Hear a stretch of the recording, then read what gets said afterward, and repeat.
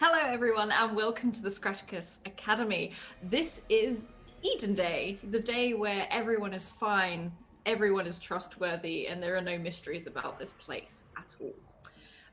We've got some lovely outfits going on today. I sadly couldn't participate because my skin would not allow it, so you're going to have to settle for plain Alice today. But look at these fabulous people. Before we jump to these fabulous people, we'll just run through a few things. Discord. Our Discord is an awesome place with a great bunch of people, and Scrat and I are really proud of how welcoming and sort of community feel it's got. If you want to go in there to chat D&D, TTRPGs, chat about your day, like literally anything, go for it. The link will be in chat. YouTube, we are fully up to date on YouTube. We're now on top of the YouTube game. That we've got it all sorted. This will be uploaded early tomorrow, so that if you miss it this evening, you can go back and binge watch all of them if you really want to. Twitter, if you want to get in one of our viewer games, we are fully booked till Christmas. Now we're taking on for season 2, and season 2 will be Cypher System like this. The one Scrat will be running will be Cypher System. We've got others as well. But super exciting times. If you want to do that, we cannot give you a date straight away or a schedule. However, drop Scrat a DM and you'll go straight in the diary and you will be on the list. And he will contact you ASAP. We are now full-time, thanks to you amazing people, and there's a few ways you can support us, and one of them is Patreon. Patreon, you can see some behind-the-scenes stuff, you get the creepy ringtone that Scrat is very, very proud of, that you can download, and just lots of awesome stuff, early news, some stuff that, some videos that don't get released on Twitter or anywhere else, and there's also some really awesome articles on there. One of them, which is written by our rather amazing Renee as well. Anyway, merch is another way you can support us. I have some awesome hoodies, t-shirts, you name it. Redbubble's awesome. I love them. All my stuff is in the wash because I've lived in it for too long, so I thought I would change it up, but I want it back straight away. Retweets. Every 10 retweets, we do not use Wild Magic Surges in Eden. We instead use the list of oddities from the Numenera book. So whether you want to donate for a Wild Magic Surge or for the retweets, it will actually be picked from a list of bizarre oddities that you can gift or curse one of these wonderful players with. And without further ado, let's go and see these lovely players. So let's start, first of all, with Zelda, or Vestal. Hi, I'm Zelda, and as you well know now, I am Zelda, and I'm playing Vestal, the witch of the group, sort of, kind of the group, part of the group, maybe temporary member, maybe not temporary member. We're not sure yet, depending on kind of how everything goes and how Eden fares with, well, how Vestal fares with the outside world of Eden instead of just the insides of a shop. So, yeah, that'll be fun to figure out. We'll see how she handles all that. Awesome. And now we hop over to Hans, or Artie, as we know him best. Hey, I'm Hans. I'm playing Artie Chen, and today I am cosplaying as Dr. Daniel Chen. So everybody enjoy that for our terribly tragic last episode. Rip. It's too soon. Is it too soon? It's too soon. No, I mean, what are you going to do? So, yep, I'm done. Yeah, awesome. We'll hop over to our very own Renee, or JD, as we know her. Yeah, hi, I'm JD, and I'm not cosplayed as JD. So please don't think this is what she looks like. She does have a little bit of like the mascara under her eyes. Oftentimes she doesn't take it off before sleeping a lot of the time. So yeah, but not this bad. Anyway, it's fine. It's Halloween. I love it. Okay. So what was I supposed to say? Anything? I'm having a hard time. You're good. Still traumatized from last week. I apologize. So traumatized, and JD especially is just like, I mean, this is the first time she's really seen someone die before, so it's kind of a rough blow. But and you can no longer blame Artie's dad. The hashtag. I mean, can. You can. You It might be a can. bit It's not- harsh, It's but not you as appropriate now. it doesn't have the same. Yes. Yeah. Blame Artie's dad, followed immediately by No, rip. too soon. Hashtag Too rip. So the reason, if anyone missed last week, stop watching now and go watch the other one before you do that. But if you're not, everyone knows that Daniel Chen, Artie Chen's dad, the person everyone suspected of all these evil doings, has died. He was, well, I guess from viewers' point of view, he went a bit crazy. He held a knife to poor little Adam Watson's throat, who saw him injecting some people and raised the alarm. This resulted in an all-out, I guess, a standoff with the peacekeepers, and finally Daniel Chen was taken out. Artie stayed there with his dad in the last few minutes of his life, and he was jabbering mostly, not making sense. But one of the last few things he said was that he wouldn't do that to Artie's mother. He wouldn't do that. So, we'll hop into the game. An old man sits in his makeshift home built of scrap. He sits on his makeshift sofa, as he has done for many years since his wife passed away. His mind wandered briefly to the pretty girl with the strange name. Crowbar, he thinks it was. Yeah, no, that was it. That was Crowbar. When Crowbar came to his little hovel of a home, he had shown her the strange tunnel with the metal walls that led to the silver room, with the silver tree. It's been a long time, but he started to hear the voices again. And we'll hop straight in. JD, you were on your way home at this point, after everything that had happened. What are you doing? So I talked to Soren most of the way home. Honestly, since Artie and Vestal are taking a taxi back to my place, it gave me some time to talk to one of my dearest friends and just kind of process things. And Soren, sure is not a surprise to all of you, is a very good listener. So, I think it's her trying to get as much out as possible so that she can, on the other side of it, like put on a better face in front of Artie and Vestal. So are you heading back home? Yeah, we're all going back to my apartment, opting for that instead of Vestal's store. Okay. So Vestal, what are your thoughts as you head back to JD's apartment? I think there's a little bit of guilt applied to like how that situation all went down, being that like I don't know. I feel like Artie, I almost in a slight indebtment to Artie for how that kind of went absolutely the wrong way that it was supposed to, and as well just kind of feeling for him and seeing how he reacts and kind of just comforting, maybe put a hand on his shoulder and just see if he's all right as we make our way back. Yeah, you and Artie are in a taxi, if I remember correctly. You went separately, so Artie, Vestal will rest their hand on your shoulder. Are you sure you're all right? It's not easy, I imagine. Yeah, I don't know if I'm all right, but I have some ideas. I think there's some important things we've got to talk about.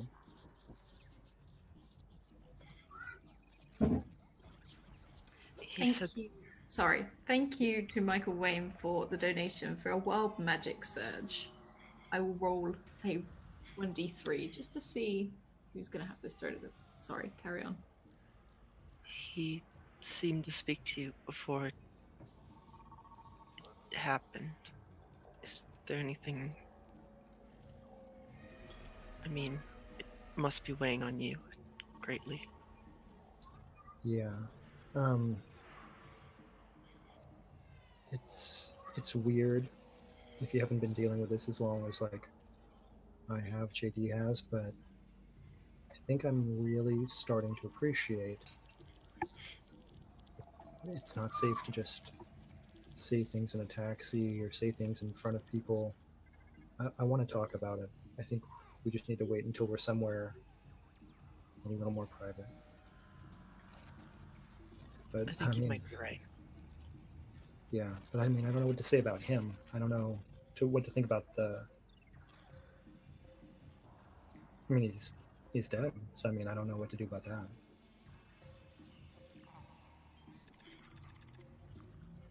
All you can really do is grieve at this point. Yeah.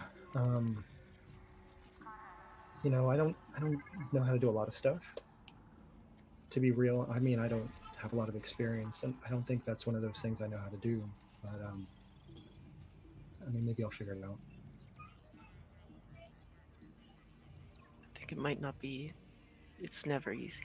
I mean, Well, grieving comes differently for different people. So I don't know. I mean, you might understand this better than JD would. JD she has family. She has a mother and a father and a brother, and she's lived with people and talked with people. But you know, I do the same thing every day. I've only been trying something new for a couple of days, and it's always been running and trying to survive. I think you might understand what it's like to do the same thing every day a lot better than she would. it's been a long time since I've had family. And the most company I get is customers. So Yeah, I mean, it's a big change, and I don't know what to do with any change.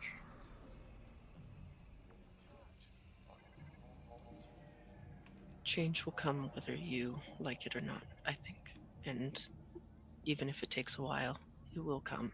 And for better or worse, it changes everyone. So you might find yourself in a better place in the end, but it might be a hard road getting there. Yeah, there's been a lot happening.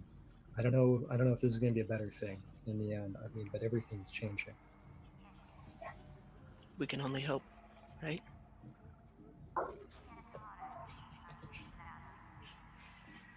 Thank you, Kelly, for that donation for a nat 20 for me, I believe.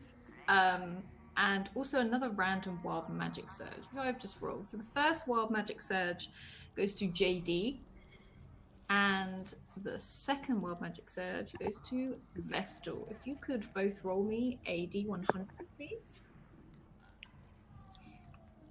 It's the best. Everybody else gets presents. I like it. I don't think Artie wants any more.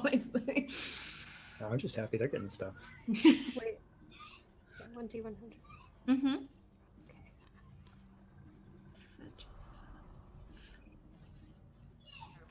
Let's have a look.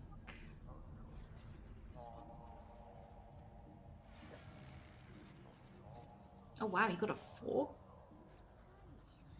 Yes. Oh wow.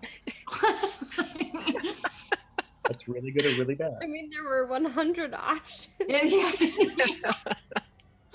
Okay, I will factor those in a bit. You guys, JD, you pull up to your apartment, and about 10 minutes behind you, you can see the taxi pull up with Artie and Vestal. That's okay, because I did need to unpack Kevin from the back of Soren and get him ready for guests. And he's probably very confused from having been unplugged, put in the back of a bike all day, just to be back at the apartment and plugged in again by the end of it. Yeah. I took my microwave adventuring with me, it's fine. He sort of groans a little bit as he gets like, you sort of effectively plug him in and sort of says hello. And sort of the normal Bash jumps off of the bike. along with Turkey Burger, who flaps and finds somewhere at the top of one of your cupboards just to settle down. And Bash curls up as you see the taxi arrive.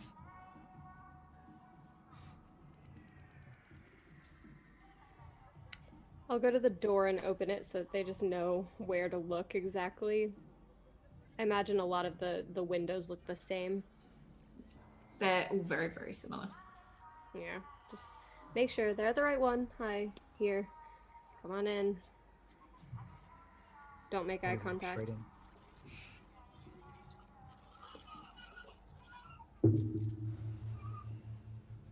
I know it's not much, but if you need anything, just let me know and I'll try and get it for you. I have some like snacks and stuff and like water and just some bedrolls that we can put on the ground if anyone wants to just sit down. I'm sorry I don't have any chairs or anything. You could sit on my bed for a little bit, but like,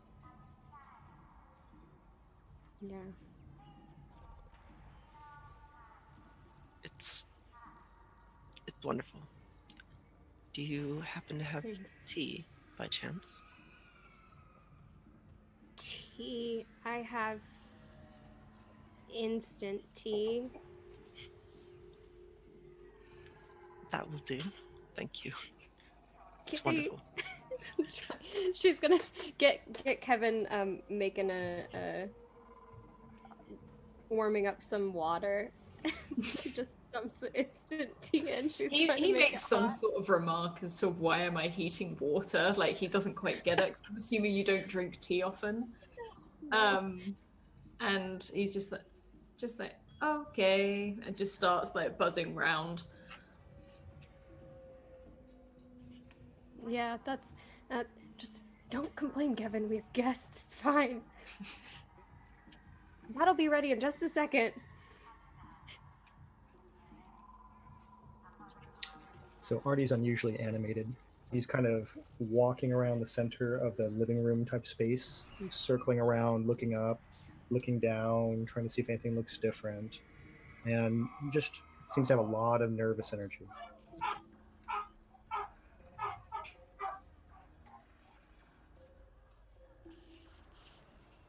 Sorry, could you repeat that? I said bark, bark, bark, bark. Yeah, I was gonna say Artie is just, he's walking in kind of like a frantic little circle around the living room of the apartment, just looking up, looking down, kind of looking for things that are different, and just, he's visibly burning off some energy. Yeah. Just pacing, trying to, yeah. Okay. So, JD, you're making this tea for Vestal, who I'm assuming waits patiently. And as you two stand quite calmly, as much as you may not be feeling it, you do see Artie just pacing and pacing over and over again. Hey, Artie. Artie. Hey, okay. We ready to talk about some things? Everybody feel like the room is okay?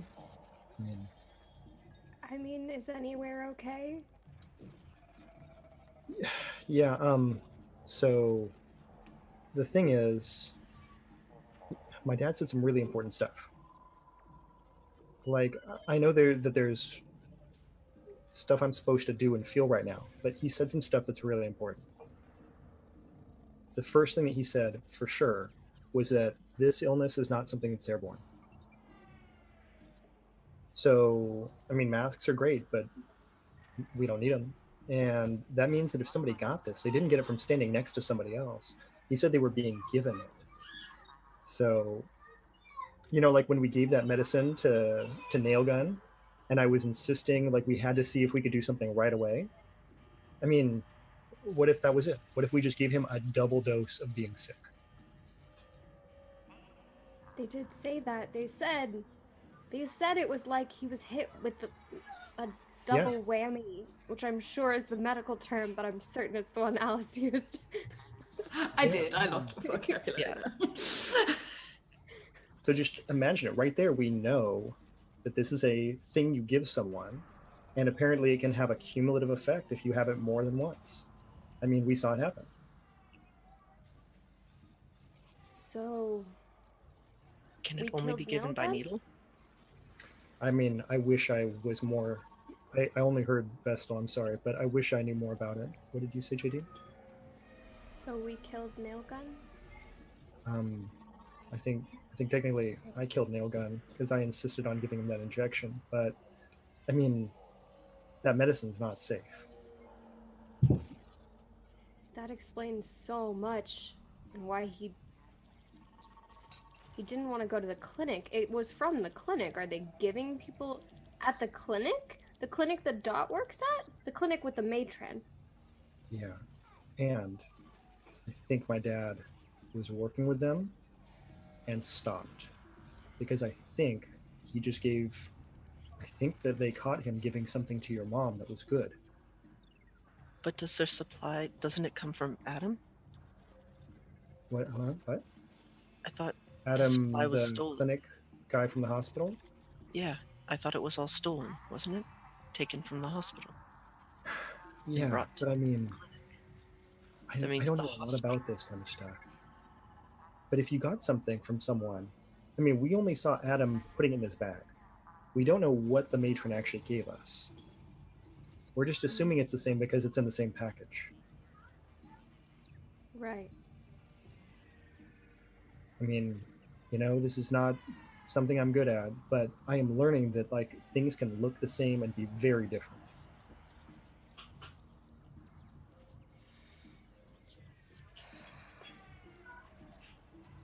Yeah, no, that makes sense. That's why Nailgun didn't want it. We couldn't have known that. We couldn't have. Gosh. It's been a couple days.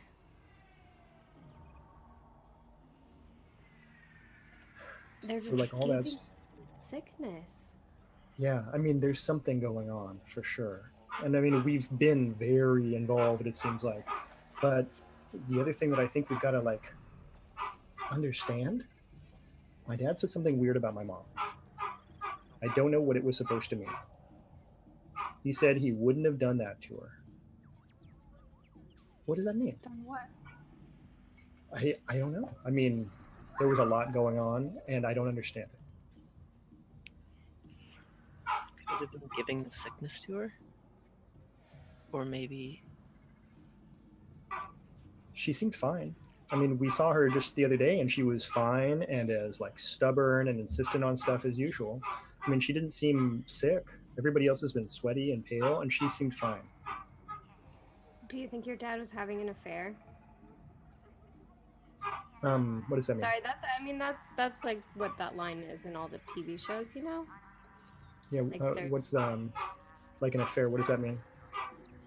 Like he was having a relationship with someone else. Like maybe another woman. Maybe I don't- maybe just someone else. Maybe someone at the hospital. I don't know what that means. wouldn't that be him denying it if he said he wouldn't do it? He said he wouldn't do that to his mother. No, that's yeah.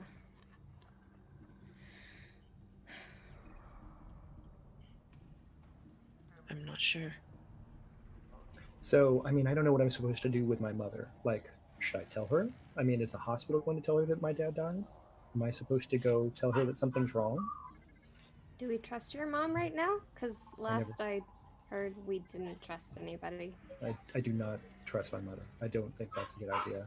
But Then I mean, we on the shouldn't other hand, tell your too, it's mom. like, am I supposed to be? What do you do when this happens? Are you supposed to tell people something happened? I don't know. I mean, it's not like your dad died in a good way. I mean, I'm sorry. I guess there's not really a good way, but like the one thing you're not supposed to do, he did. But what if he didn't do? Like, he says that he wouldn't do it to your mother. What if he didn't? What if he was supposed to? He was being pushed into Okay. something.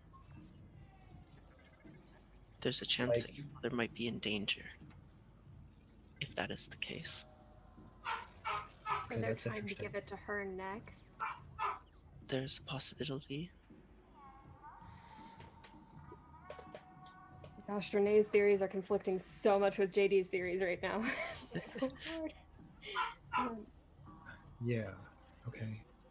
So do we have to go warn her? Should we be warning my mother that somebody could be coming to give her a virus? Would they forcibly give it or try and give it under false pretenses? That's another question. I I think forcing it would be disturbing the peace on their end. Yeah, the only person I can think of that I know got the virus was Lauren Curtis, and she got a package from my dad, and then she got sick. Oh. Oh. That means whoever is giving those packages to your, or was giving packages to your dad, is supplying the virus, or at least is distributing. Yeah, I mean, So you up until think yesterday, that- we were pretty much convinced my dad was the bad guy who was giving people illnesses. And I think that was probably right, and that he stopped for some reason. That puts So him you on a think- hit list, doesn't it? He sent the package to Lauren Curtis and the package had the sickness? Yeah, I think that's what happened. But then why? And it doesn't make sense because they were working together on some level. So I don't They were understand what that friends? means. I thought. Yeah, I somewhat. mean, it kind of seems like our parents were all friends with her. Gosh, sometimes I just wish I could ask my mom.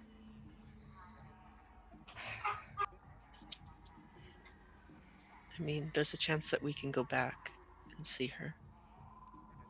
She's in a coma. She's been in a coma. Yeah.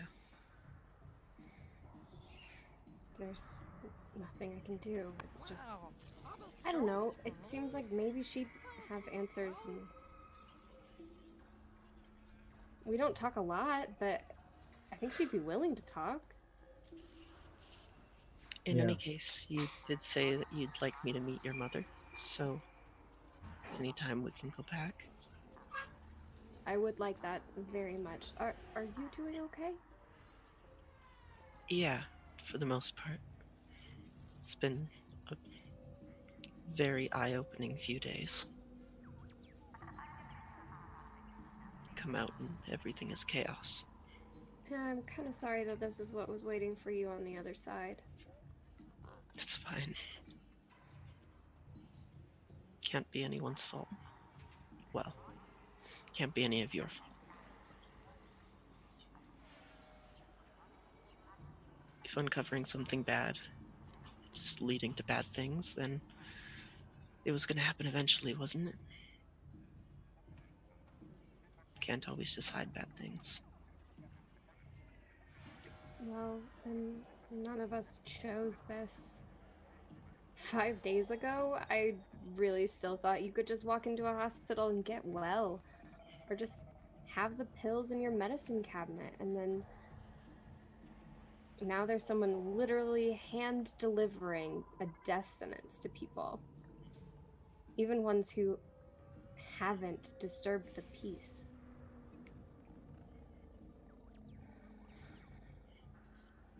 JD, there's a knock at your door. Okay. The normal door, not the window. Right. There is a Good. knock at the door. I don't know who that could be. Sorry, y'all. I'll go over and I'll open it. It's a delivery guy there. He's in a uniform, he's got a cap on, and he's holding a box. You, JD? Yes, that's me. Yeah, here you are. If you could just sign here, please. Okay, yeah. Sign it. Cheers. And he disappears. I'm gonna shut the door and turn around and look at them holding the box. Do we burn it? Do we blow it up? I don't trust packages anymore either. I can open it if you'd prefer. Well, I don't might want you be getting sick something. either. I believe it has to be, if it's what we think it is, it probably has to be injected, correct? I don't know that we have that as a vector. I think just not airborne. Not airborne. I doubt it's No, dyskinetic. Yeah. we I just kind of should rig be paying something and attention to open it these from the. things. We put it over there and just like throw something at it and see what comes out. Can we get one of the robots to open it? Would that happen? Maybe. I mean, I'm not saying do anything to bash your Well, it's turkey not burger. but- airborne, so we don't have to be in the same. Like, it doesn't matter if we're in the same room, right? Like, it should be fine if it opens just away from us. Yeah, I mean, unless it's like a large bomb. Is it You got a ticking? death threat yesterday. I did get a death threat yesterday. You got a death threat yesterday in a package today. I was thinking about something totally different. I was thinking about that other Artie Chen, and I was not paying attention. I'm sorry. Artie, what if it's a bomb? Yeah, I mean, it could totally be a bomb. Oh shit. Well, I mean that would solve the blow it up problem if it just blew itself up. I don't have much space in this apartment. I don't want to lose it all. Kevin just got plugged back in. We should open it down in the hall, but then does that put more people at risk? Is that worse? I don't know. I've never received a mysterious package before. I am looking at it now because I realized I never checked to see if it had anything written on it. It's Oh. just got your name and address on it. Of course it does. See, that's why I didn't Literally look. just your name and address. I mean, for all we know, this is how Lauren Curtis got the virus. Yes. I don't want the virus. That UPS guy didn't look like me, did he? No, Okay. All right. that'd be really weird if someone sent you to my door with you here. Things are weird already, I think. But yeah. Fair. Do you want to open it? Would you rather I open it? Would you feel safer if I opened it? Maybe feel I should open safer. What? Why are we having this discussion on who of us is gonna die? I mean, basically, that's what it boils down to. If this package is bad, but it doesn't say it's from anybody, I'm not trusting it. Yeah. Turkey Burger was like a robot owned by a scrapper. Maybe Turkey Burger's Turkey up Burger in- can handle it. I'll just kind of point to him. Yeah. Turkey Burger? You can see like these little like robotic eyes, like the lids start winking open, one eye at a time, and he just sort of tips his head to look at you. Hey, we think this box may be trying to make us sick, but you can't get sick. Would you be willing to help us open the box? He stares at you a little bit and twists his head and then jumps down. You can see this, you hear the clank of metal as he sort of pads over and he stops just before it and you see his eyes flicker a green as he scans the package and back up again. And you can see it when it closes his eyes again. There's always like a little jutter and a flicker.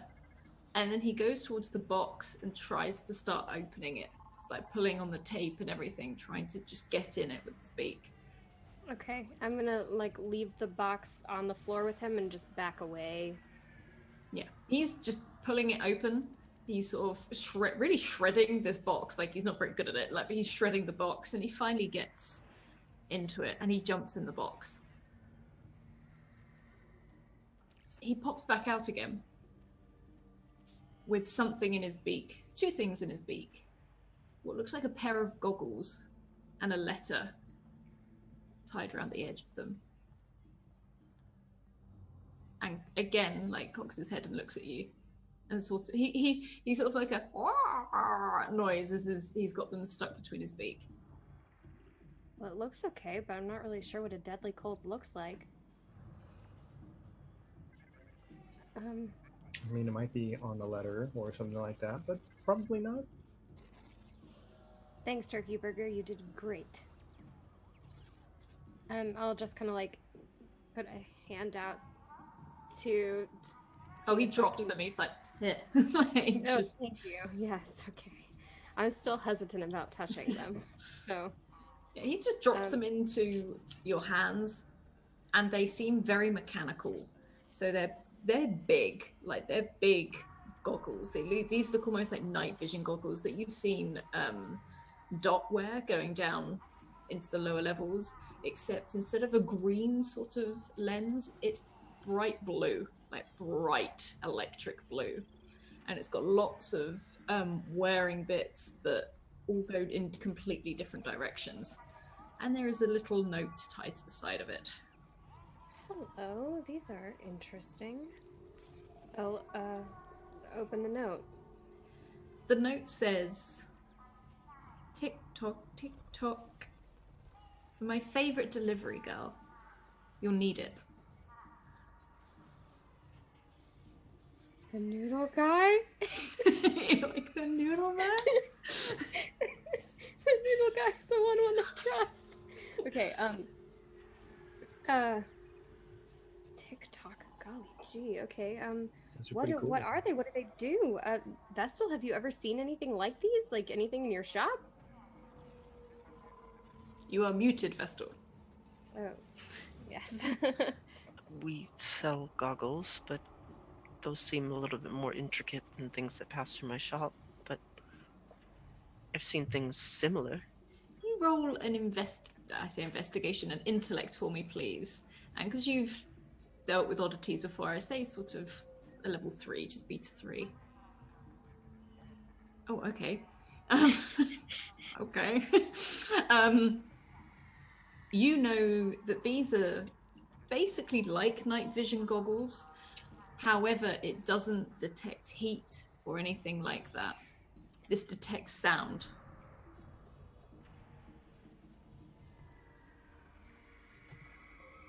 Are these something that I would appraise at a high price?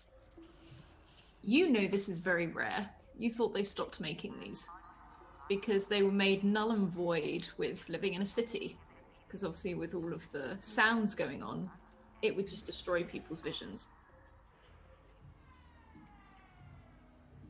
JD, these are very, very. I don't think I've ever seen anything like these. I've heard of them, but they're night vision, but they're not. You see sound and noise. I can imagine in the dark they'd be useful to some degree for finding people, things moving. I'll like tentatively try and put them on. Yeah, you put them on now. Everything is black. Can I snap my fingers? As you snap your fingers, you see like a little burst of blue light. You can see a whirring sound as you see the blue outline of a cup going around in the microwave in Kevin. And outside where your window is just a bright blue flash. Whoa. And you notice if you play around, the background turns from either black to white. Does the color of the sound change, or does it always It appear stays blue? It stays blue. Huh. And thank you, Michael Wayne, for that Wild Magic Surge donation. I have never seen someone so suspicious of a Wild Magic Surge in my entire life. I put it in a package for a reason. It's like we were just talking about these. Of course, there's. Sitting down for an hour after the stream, petting Hildy like this, leaning back in her chair. Ah, Oh, okay. Tick tock, tick tock. What does that mean? Who is this from? I deliver to a lot of people. Only the noodle guy calls me his favorite delivery girl. I mean, it's probably him, right? Right, I mean, he gave us the masks, but like, he's just a noodle guy. I mean, you could try contacting him and see if it's anything important. Yeah, I mean, his shop's probably out and about right now. I don't have like his number or anything. Just... Vestal, you receive a call from your bracelet. This is strange because you don't really know many people. This voice you recognize. This is the voice of one of the people stood in the room next to you. This is the voice of Artie Chen. And it seems to be more of a recorded message than anything. And it just says, "Hi, I think I've got something you might be interested in down here. Just a thing. I'll send an image through now." And it's almost like a hologram of a hand, sort of, which you can assume is this Artie's hand. And a small shard of metal. And as he holds it, it splits. And there is a dense, like a dark, shiny obsidian, just tube, effectively. And there are 3 rocks that just start to levitate around it. He clenches his fist again, and the rocks slap together and land in his hand. Just thought you might want to know. I'm just waiting outside, but you know, I'll be here when you get here.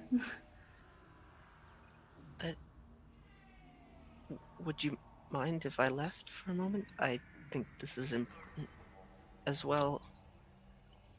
I mean, JD, yeah. you recognize that voice, right? It was Artie. Yeah. But he's here. Is that, do I sound like that? Yeah, you do. You do. Yeah. It's always weirder when you hear it on a recording. I don't think I've ever done that before. Yeah, no, that's weird. But sure, I mean, if you need to go, absolutely, and, we'll try and figure out our next step. We can just exchange numbers and... Absolutely. Let's. Okay. And Just tap can, my bracelet.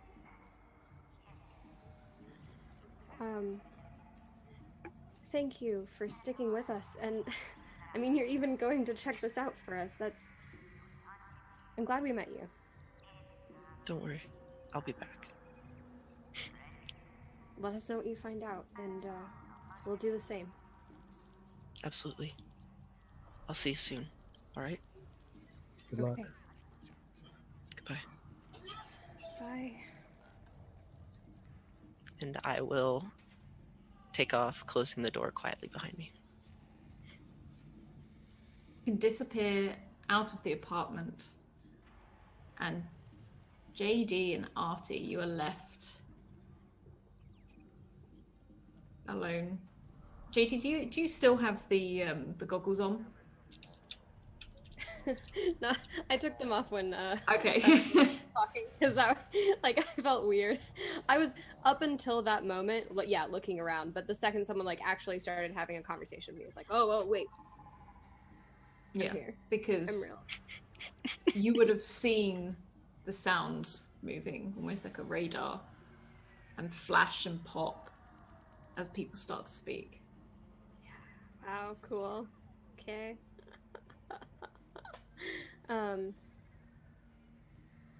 So yeah, I did take them off though after, just to like be sure I could give Vestal my full attention.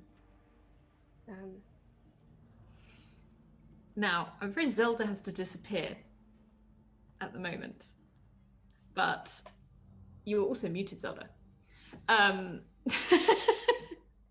back. Hello. But we'll be back next week. Just have a quick wrap up. Just say, yeah, we'll see you next week, and whatever mayhem will meet you next week, basically.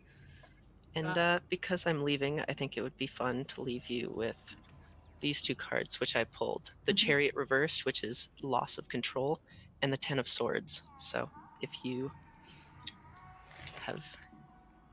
want to find out what those mean and how terribly they can turn out.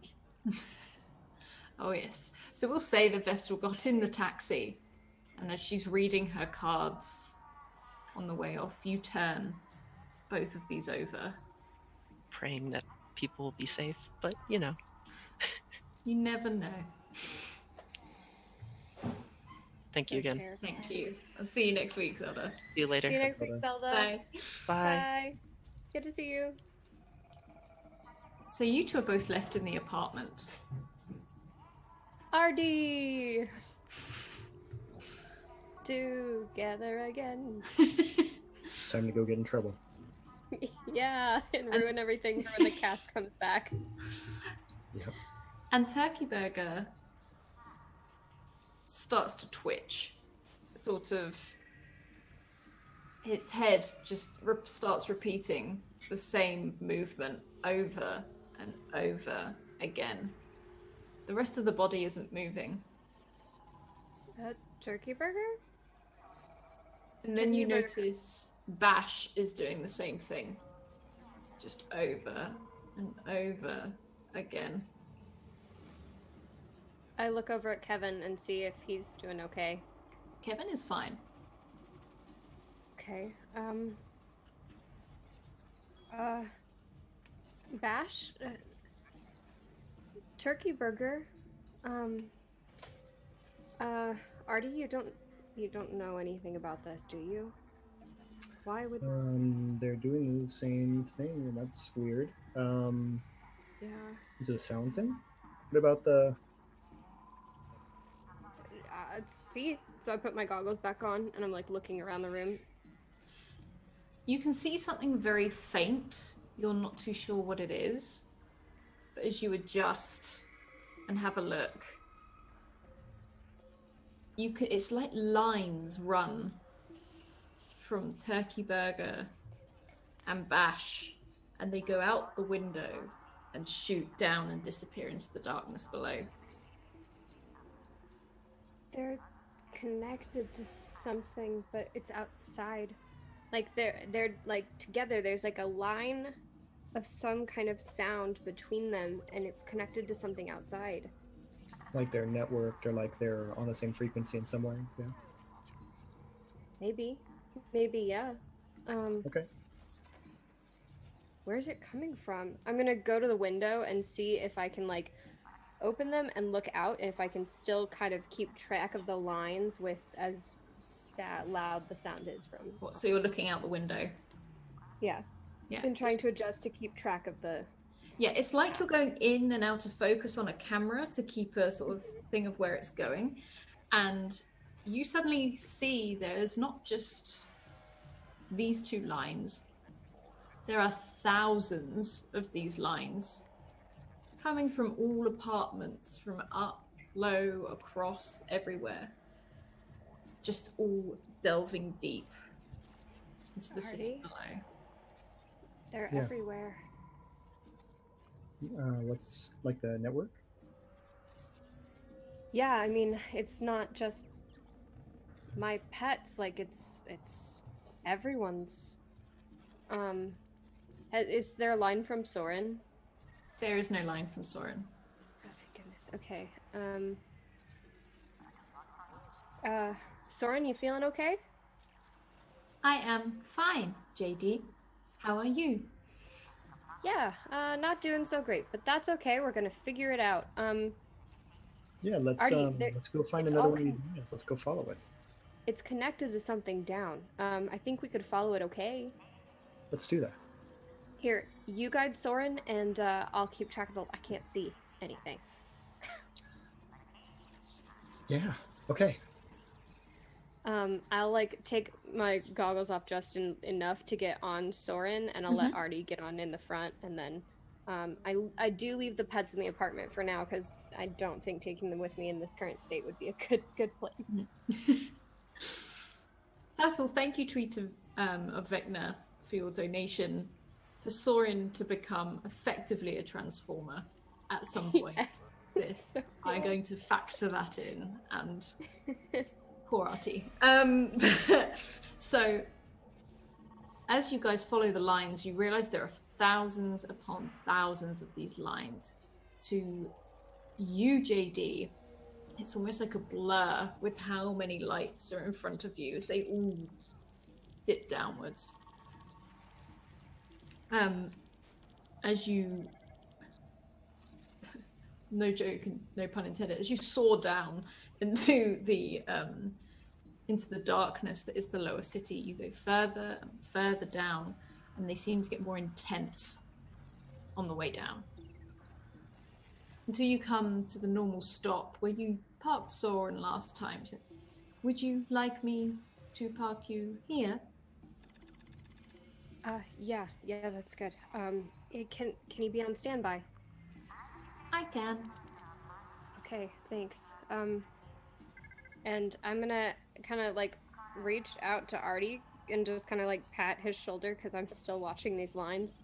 Mm-hmm. So, how close do you think we are? Are we close? Close. You can see the concrete below you, like the metal all on the floor and the concrete and whatever. And it all seems to disappear into the ground at random spots. It's all like they're going down, but like I can't see past a certain point. It's like somehow it's coming up through the ground. Does that make sense? Yeah, I mean, there's all these pipes and stuff like that. Something's got to penetrate the surface somewhere. That's true. Okay, well, I'll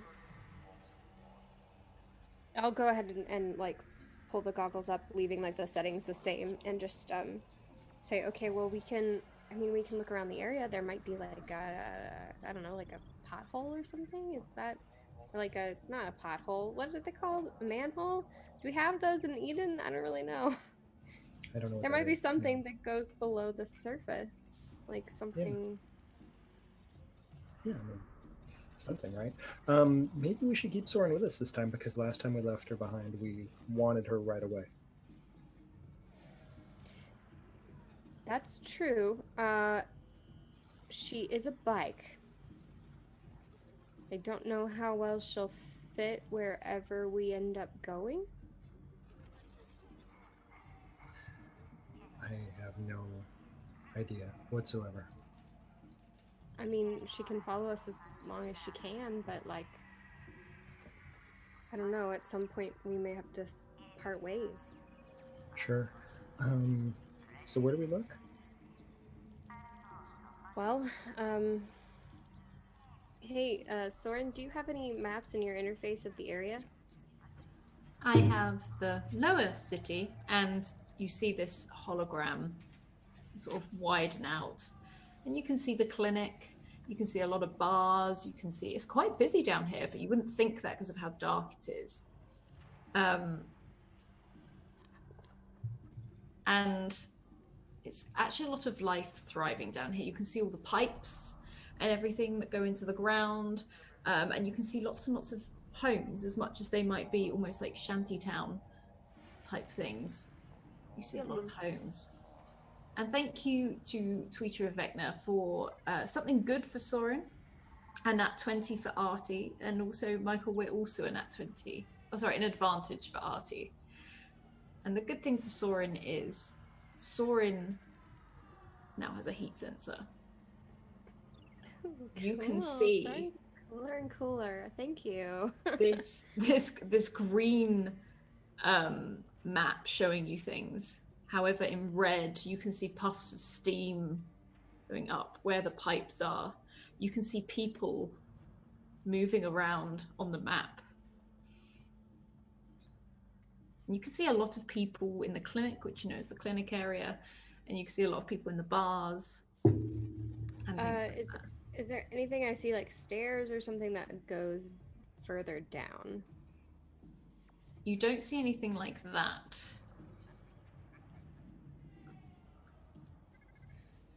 You see a higgledy-piggledy mass of just buildings and structures, both under and on top.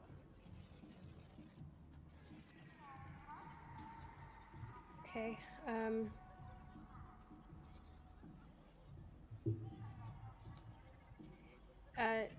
Artie, do you want to take a look? Do you want to see what I'm seeing? It's kind of hard to describe. Yeah, sure. Here, just I mean, just look. Give him the goggles so that he can kind of see where all the lines go. Yeah. So Artie, right now you can see all these like neon beams just injecting themselves into the ground. Some are in random patches. You can see there seems to be a big one near the just outside, maybe down an alley. You're not too sure because it's not picking up on near the clinic. And there's one near a couple of the clubs, and then there's some that are just randomly in the street. Some look like they're in some people's houses. Okay, so there's just here you go. There's just like a lot of signal. It's just like a lot of, is it radio? Like some sort of frequency transmission. Yeah, should we got to get down below somehow. Yeah, I was looking for a place to do that, but there's not really.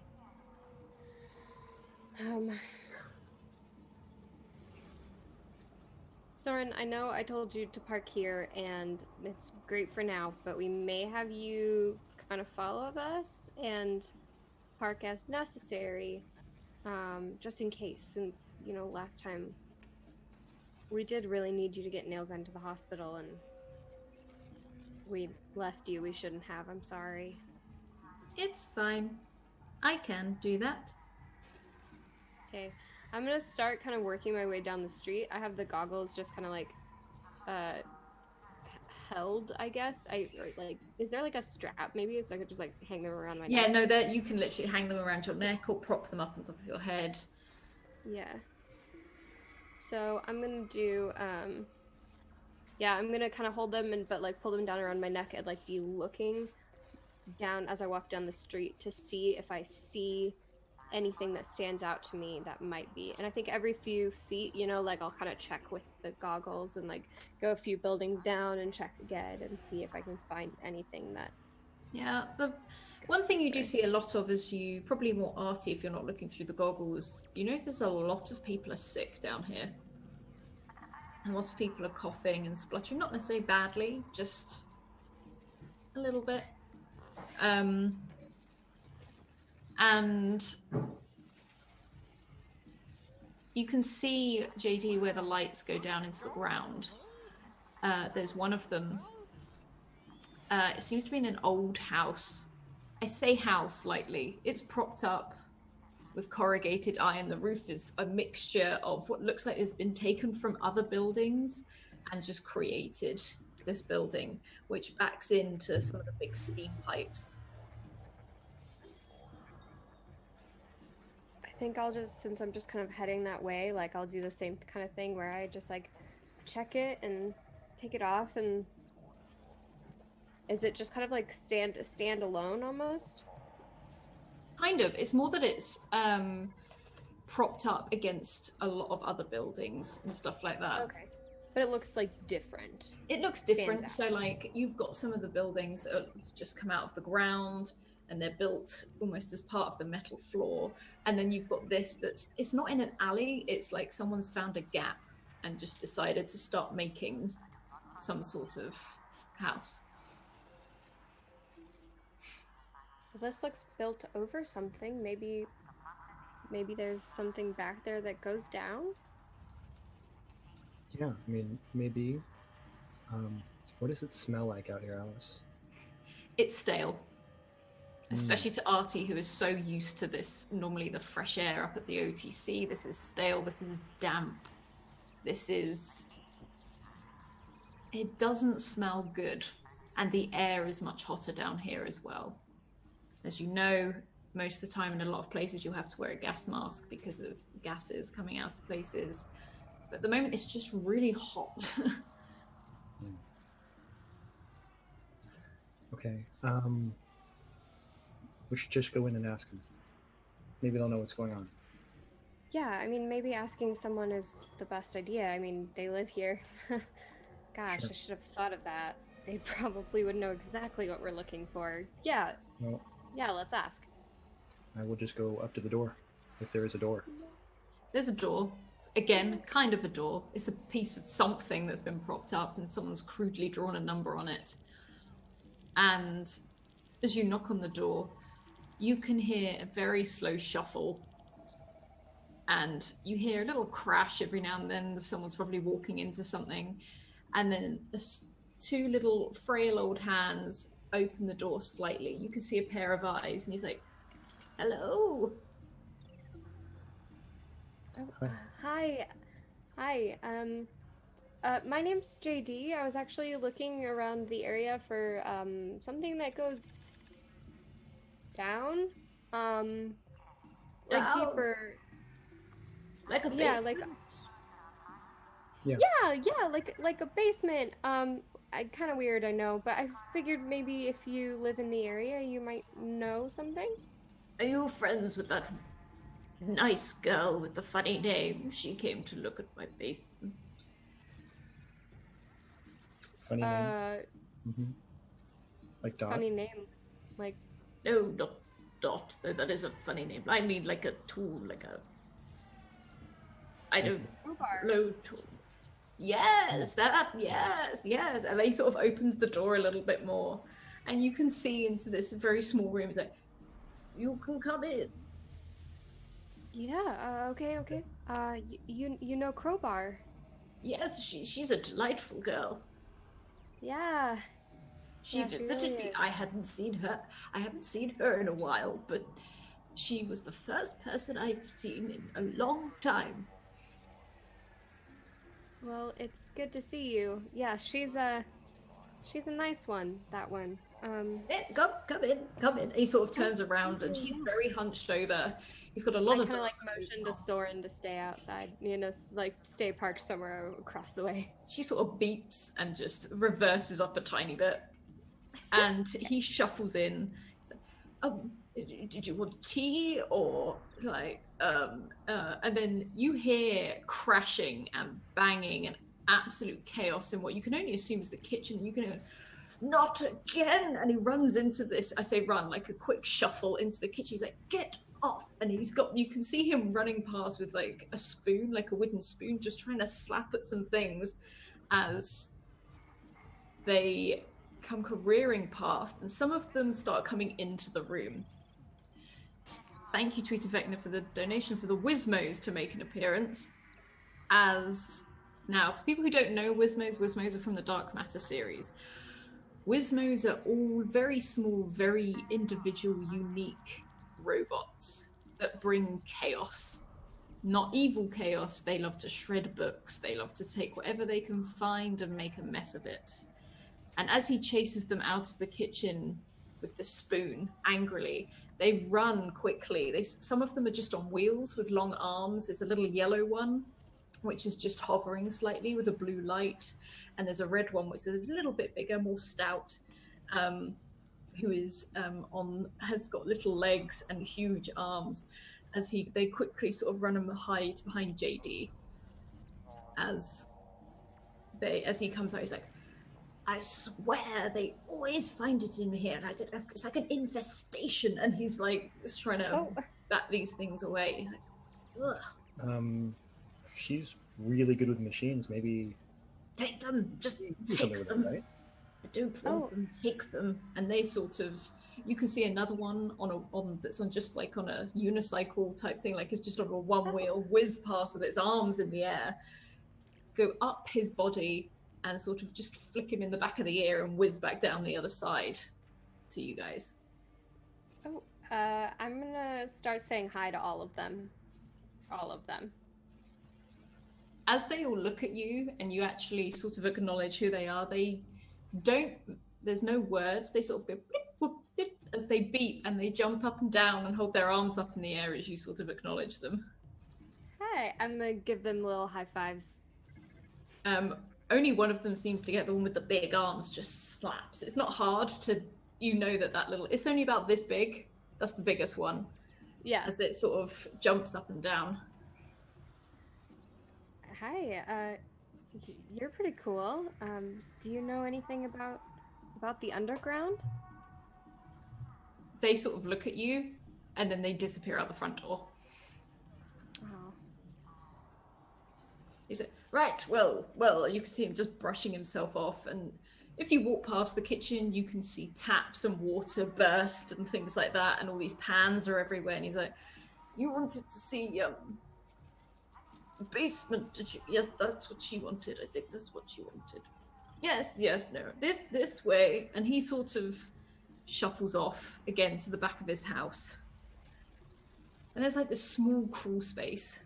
It's just like, it's bigger than like a tunnel. It's bigger than a shaft. So like you'd probably have to crouch down to get in it, but not all fours. And it's down there. I'm going to go and make myself tea. Would you like tea? I can do tea. Oh, I don't really drink tea very much, but thank you so much. Yes, that would be nice. Thank you. Tea? Okay. And he sort of bustles off into this kitchen, and you can just hear him like, oh my god, what have they done to the, like, sort of, as, you can hear him clanking about and they're ready to tidy up. Do you want me to go first? Sure, yeah. And Artie's gonna get down on hands and knees and crawl down in the tunnel. Yeah, this is like an air vent, so this is metal all the way around you. And you can hear the doof, doof as it sort of like pops out as you move with your weight.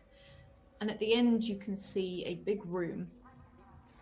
All the walls are metal. There is a chair in the center and a tipped-up chair next to it. And a huge engraving of the tree on the wall in front of you. Oh, JD, you gotta see this. I get in there and I look up at the tree and then I start doing the thing where I kind of like elbow and hit Artie a little bit.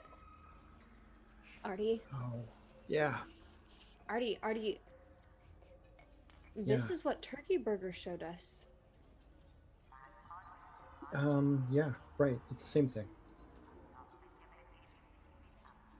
This is where that was. Do you think the video is here too? I mean, we should find out. And at this point, Artie is like reaching into his pocket and he pulls out that little pin. Have you got yours? Yeah. Pull out my pin/coin. What do you do with them? Look around on the wall for the thing that we activate it with. Okay. We touch them together like Power Buddy Yeah. friends. No. You Shape up. can see, like, in the tree where maybe some buds might be, you can see empty discs all over. Okay. Oh. Okay. Yeah, that's a lot. Does it fit? Like, I'll try and like. Yeah, one of them fits, and you hear like a click, Oh, and it sets. And then if you do the same, Mhm, it clicks and it sets. And it's like the tree just disappears. And you are stood in front of a screen, not a wall anymore. And huge, like sort of twice the size of you, this sort of bust of this person appears. The smiling face that you see every day on the big screens is normal. Be good, be kind, be safe, look after each other. Peace is our best chance. And you see the person smile and lean in and goes, Mummy and Daddy love you very much. Okay? And the person stands upright, leans forward, looks like they press something, and the screen goes off.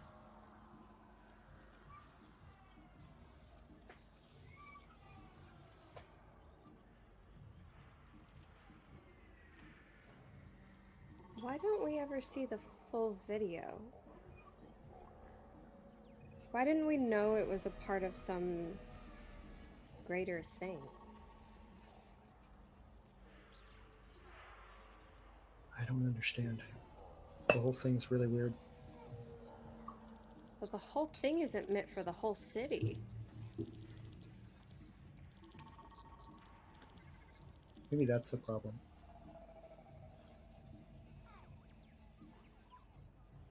Is the message wrong or are the people wrong? Or is it the fact that they're using it out of context? I mean... Yeah. I think that's what I meant. Okay, so there are a lot the of... message is good, right? Like, I'm just questioning everything. It's Yeah. good. It's a good thing to say. Alice, can we count how many of these dots there are on the wall? Or we could have done this. Yeah, there seems to be quite a few, maybe 20, 25. Okay. And if we put the buttons on different dots, does anything different happen? No, nothing in particular happens. Does the video replay a second time? It will just keep playing every time you twist. And click, it plays.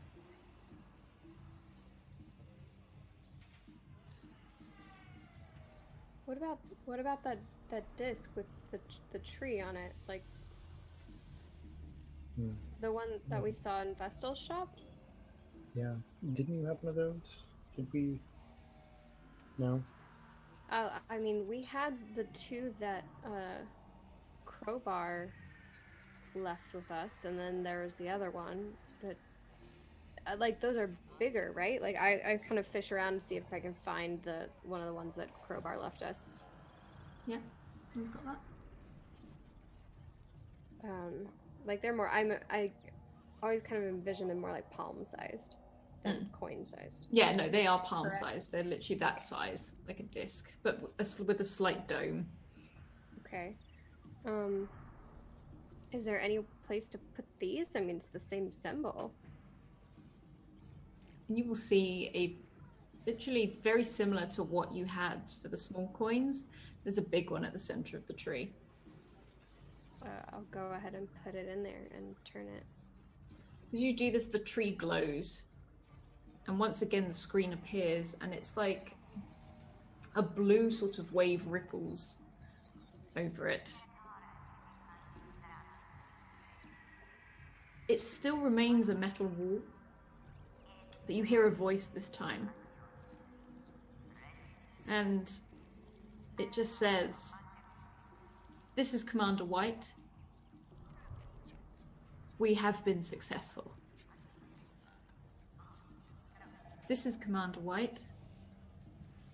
We have been successful." Okay, so I have two clarifying GM questions for you, Alice. Mm-hmm. Is that the same message repeating, or does it sound like they say it twice? It's the same message repeating. It will keep going. And does the voice from this sound anything like the voice from the clip? This sounds completely different. Okay. As this stops, the video starts to play again. I want to put my goggles on and see what sounds the screen's making. You put the goggles on and you're almost blinded by the light that is in front of you. It's almost too much. It's almost like it's giving you a headache, but you can see flashes and bits and bobs absolutely everywhere. And if you look around the room, you see it everywhere. Are Artie, you don't hear anything, right? Like besides the video, I'm like trying to adjust to make it a little less bright. No, just the video. There's sound everywhere, like everywhere in this room. Yeah, I mean, it's got to be some sort of high frequency transmission, like a radio beam.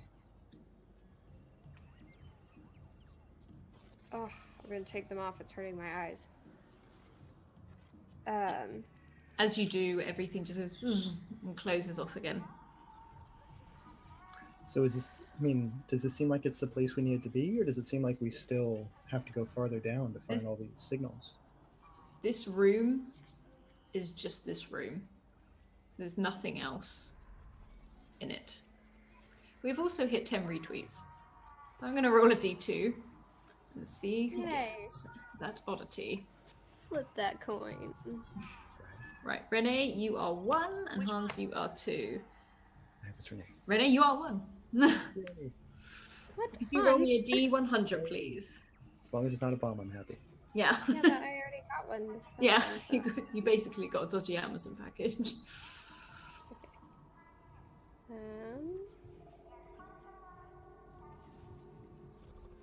Whoa. Got it. Whoop, just kidding. Did not. That's not how you type that. I was having a hard time just typing it. Okay, there we go. 20. Awesome. Let's have a look.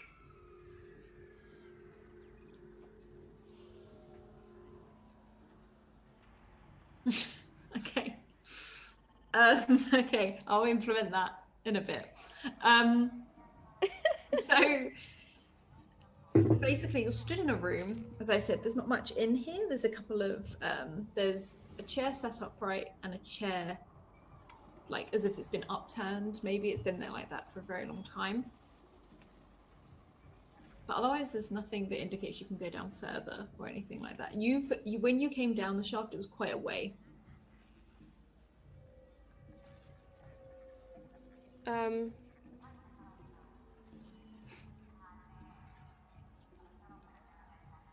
Trying to decide, I think I might kind of climb up the shaft a little bit and like put the goggles on again to see if I can see if this is like the source or like this is where they've all been coming to. This, you can still see the lines coming in to different places all over. You do feel a large source coming from where you are, like in front of you. Yeah, I mean, it seems to be pretty central. I don't know what it means. I mean, do you think maybe we could ask our friend who's making tea? Maybe he would know something? Yeah, I mean, I don't know. Maybe he knows more about this place than we do. I mean, that would be hard not to.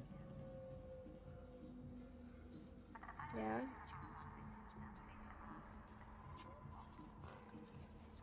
You want to go? Yeah, let's go ask him. There's no reason to stay here. No, yeah. I'm already kind of in the shaft, so I'll just go ahead and climb out Yeah. Okay. again. I'm right behind her. Make sure you He's- grab the thin coins. Oh, yeah, okay, going back. He sort of meets you by like the entrance with like a cup of tea. Oh, He can't remember who sorry. did it. He's like, tea? Yeah. Yes, Artie likes tea. Artie, the tea is ready. Look back down the shaft. Thanks. And he sort of looks quite happily at you until you sip it.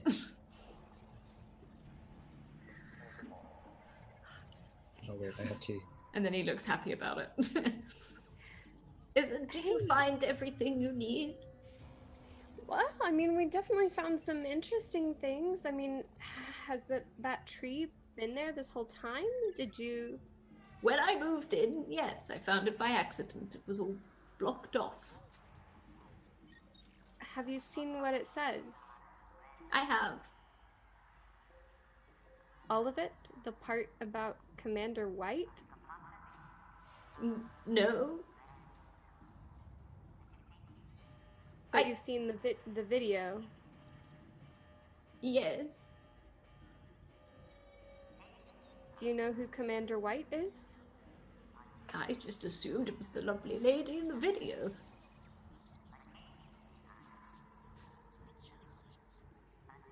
I did find two things down there, though. Oh, that lovely girl took one of them. It was like a cube, a glass cube with the city ever growing in it. And he moves over to a drawer and starts like taking stuff out. And pulls out this very old, like really old, battered looking wristwatch. And it's almost like your bracelets, but this is leather. This is much chunkier with lots of big like buttons and things all over it. It doesn't work, but I found this down there as well. If it helps. What is it? Like just a. I assume so, though I like the round face. Oh. Oh, it looks nice. Yeah. Actually, it kind of looks like something my dad would like. Well, would you like it? It's no good sitting in a drawer here with me. Oh. Well, you don't have to. I will just lose it. I mean, you can leave it here if you want. I don't want to force anything on you. I mean... No, I'll take it. Thank you. Thank you. And I'll just kind of like look at it for a little bit. You can see engraved on the back is the tree. On the back of the metal face of the watch. Oh. How interesting. It's everywhere, this tree. Do you know anything about that symbol? The tree? The tree? The tree of life, isn't it? That's what the Bible said. I don't know what that is. Okay, and he sort of shuffles off again, and he pulls out this Bible. He's like, that, and he just slaps it to your chest. It's like, read that. It's entirely made of paper. Yes, this is what we used to have. This came from the very beginning. Been looking after it, passing it down. No, don't sniff it. You won't like it. He's like, no. I don't like it. Oh. I don't know what that spells. Have you ever seen a book, Artie? Yeah, I mean, I've seen lots of drawings of books, but there's no reason to use paper to record something anymore. That's archaic. Unless some person that you don't know is tracking all of your messages digitally. I mean, I'm just throwing that one out there because we did definitely stash away some paper for that very reason, remember? I know, you're right. And I gotta admit, the first time that you asked me if I had paper and something to write with, I thought you were crazy. But I mean, I guess, yeah, I mean, there's a point. And then I kind of look at the man. I'm like, not to say that anyone is like tracing us digitally, you know, just hypothetically. Then I just kind of like grab the Bible from Artie and start flipping through it. Yeah, and it's standard Bible. And it's I like the creation story. And he starts trying to flick through for you over to the creation story. Yeah, okay, I let him. And it's got like little annotations, little drawings and stuff like that in there. And you see a tree with a snake wrapped around it with an apple in its mouth. Like this one. Did you draw these? No, that came with it. Look there. And he's just sort of engrossed in it now. Yeah. Wait, like... Oh. So that's where apples come from. Artie, you're not familiar with the Bible, huh? No. Okay, I'm gonna be real honest. It's been a long time since I read or heard any of the stories. Like, I was a kid. So it's like a children's book. I mean... It is a book of learning, boy. A book of learning. There's some pretty non-kid things, for sure. There's this whole chapter, I remember this one. I was that kid. There's this whole chapter where, well, part of a whole chapter. They're really long. They're called books. So anyway, there's this book in which someone stabs a really, really fat king with the sword, and the sword just gets lost in the fat.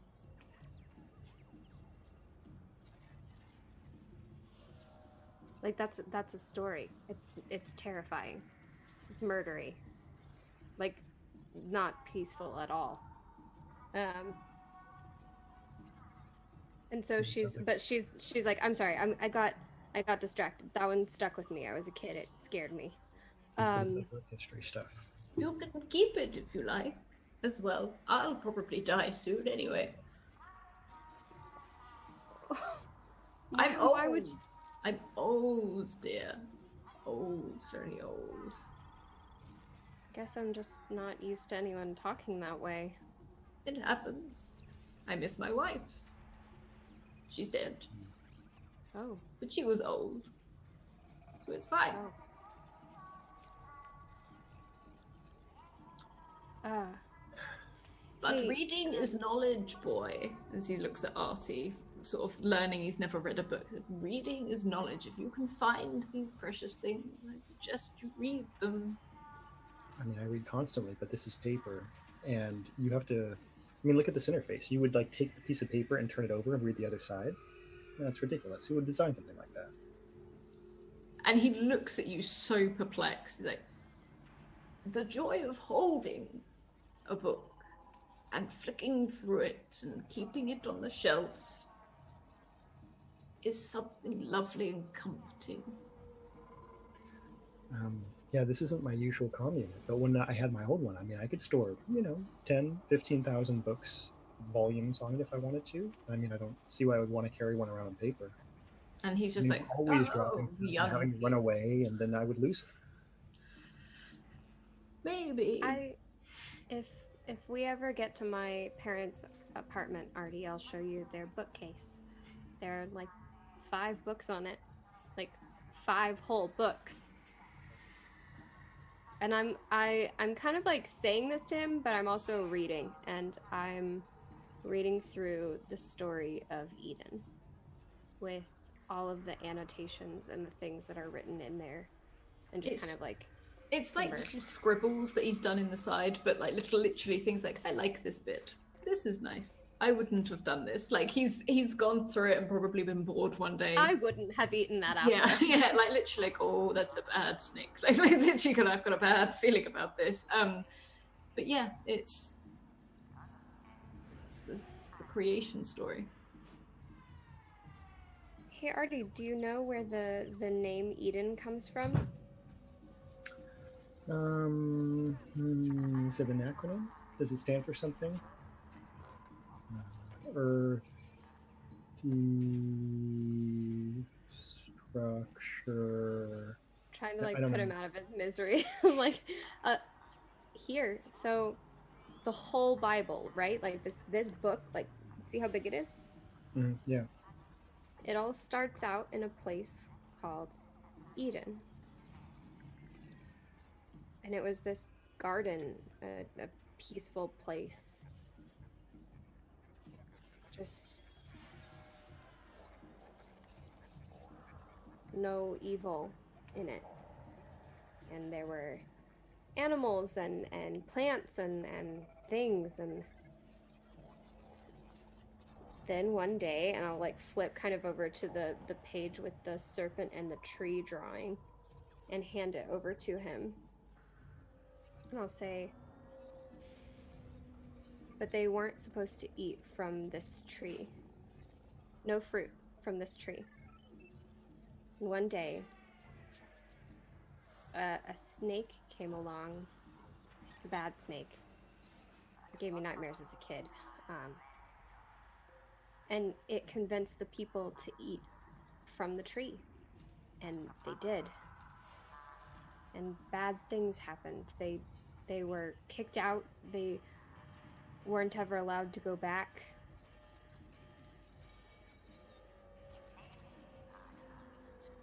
wonder if they were trying to recreate this peaceful garden when they built Eden. I mean, that's the message we get every day, right? I guess. Is this like a metaphor? Yeah, I think it's a metaphor. I mean, it sounds like a metaphor for like war and, you know, Well, that's a history lesson for you. yeah, I mean, that's what it sounds like.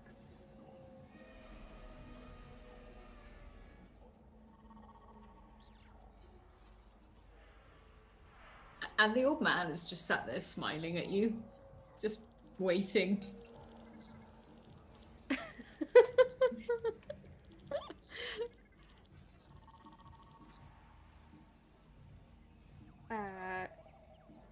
Sorry, my Roll20 closed out for some reason. I'm afraid, if you don't mind, I could leave you here, but I'm off to the clinic. I need to get my shots, you know. Your shots? Yes, I'm old. That's what happens. I don't want to fall apart. Well, what do you get shots for? Vitamins, other things. You can't absorb everything at 156, you know. Do they ask you to go in and get those shots, or do you do that on your own? No, I do it on my own. If I didn't want to get them, I wouldn't go. I know it's a bit farther away, but do you think you could get them from the hospital? Oh, no, not at all. Can't do that there. No. I like the people at the clinic. They chat to me. It's not such an in and out process. Yeah, the people at the clinic are really nice. Do you know them all? Have you known them all a long time? I have known some of them. They've got a lovely little, the matron's nice. There's someone there called Susie. Now she reminds me of my daughter. There's a lovely, very strange girl called Dot, very in her place, but she's lovely and she does this stuff. Yeah, we know Dot. Oh, you do? Oh, she's lovely. I absolutely love her. Yeah. Yeah, she's kind of my roommate.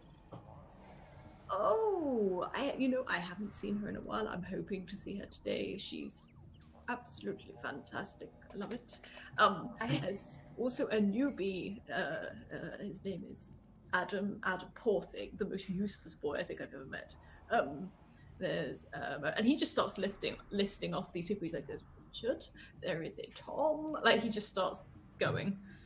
Okay, yeah. So yeah, you know them really well. And I mean, they really care about people, right? Like, oh yes. They wouldn't do anything to hurt home sometimes. Very nice. Has the matron ever gone down to the basement? Oh, everyone who comes in here tends to want to go and have a look. Have you ever met Daniel Chen? Daniel Chen. I'm not very Curtis? Now, Lauren Curtis, I do know. She's very nice. She sat and she had tea with me. So I try to describe Lauren Curtis as I remember her and see if he agrees with that. Yes, that's her. And you describe a fairly pale woman, but with long sort of black wavy hair, which a lot of times she sort of scrapes back and ties up. She's got bright green eyes. Is it? Oh yes, she was lovely, very lovely. She used to go down there quite a lot. How about Karen D? Do you know Karen D? Yeah,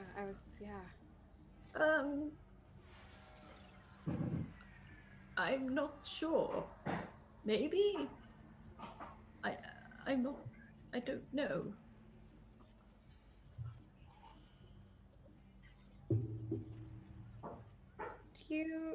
Do you know anything about radios? Radios?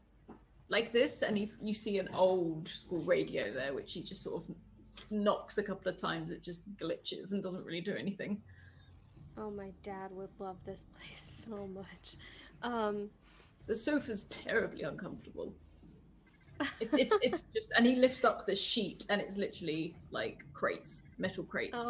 Oh, yeah, like, it seems like your basement gives off a lot of, like, radio waves. Oh, it does do that. You can hear the voices at nighttime. When you really listen, when not everything turns off. Nothing turns off around here, but you can hear them. The same voices from the video? Just lots of voices. They all seem to repeat themselves. Absolutely, ugh, after a while. What do they say? They say names. They say, they repeat certain titles. I have heard Commander once. I didn't hear Commander White, but I've heard Commander once. I've lots of beeps and whirs and like steam. I hear steam. But they chat. They just chat away. To each other? No, I don't think so. They just all talk on their own. Do you ever notice it affecting your surroundings? Like, any machines in the area that seem affected by it? They fix quicker, if that's what you mean. Interesting. Well, earlier my cat and bird were kind of doing this thing where they went like... Oh, the nervous animal twitch, yes. I had a dog once, a mechanical dog, because I'm just too old to feed a regular dog. I don't think a regular dog would survive down here. He's very cruel. I'm just too old to feed a regular dog. I don't think I could deal with putting a gas mask on a dog every time I had to take it for a walk. But, yeah, he did that. He went down into the room, he twitched, and then he stopped moving. It was quite sad. That was about a year ago. Permanently? I'm sorry, Scrat's looking at me so sad. He thinks I've killed the dog. Who killed the dog and the cat and the bird? Yeah. And he's like, stop moving. He still barks. He still says hello, but he doesn't move. If I bring him up here, then he twitches less. Oh, come on. I'm feeling the same, us to Scrat. take a look at your dog? Oh, yes, he's in the kitchen. Oh, okay. JD, should we look at the dog? Yeah, let's go look at the dog. I'm gonna go look at the dog. I'm so scared. Let's go. It looks like same sort of mechanically put together as Bash. And this guy has not got many soft things in this house. He's got no cushions, but whatever one cushion he had, he's put down for the dog. And the dog is sort of laying there, and it raises its head as it looks up to you. Hey, are you okay? And you can see its tail just starts flicking a little bit at the end, just like a little kink in one of the joints. Hey, I heard that you twitch sometimes. And as you say that, its head just twitches a couple of times, but it looks happy. Like, it doesn't look like it's hurting it or anything. It's just like a nervous twitch. Do you know what causes that? Do you know why? I'm getting such evil looks. I'm sorry. Can you stop distracting me? I know. And the dog just... That was so pitiful. After the I'm cat so to pitiful.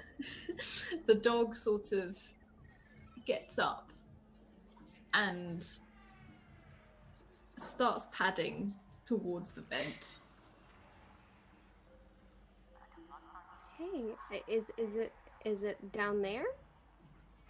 And it just looks at you and then looks down the vent. How big is this vent? This is the one you went down. This is the tunnel you went down. Oh, okay. Mm-hmm. So And then he don't go down. sort of turns around and walks back and pads back down to his bed. And the old man comes like, isn't he a good boy? Like, just patting him. Yeah. Yeah, he's a very good boy. I wonder why the signal would travel so far. I mean, my apartment is a few stories up, and both my cat and bird were being affected by this. JD has now completely adopted Turkey Burger as her own. Like, I just want to, she's conscious that the fact that yesterday it was Crowbar's bird, but Crowbar is dead and Turkey Burger needs a home.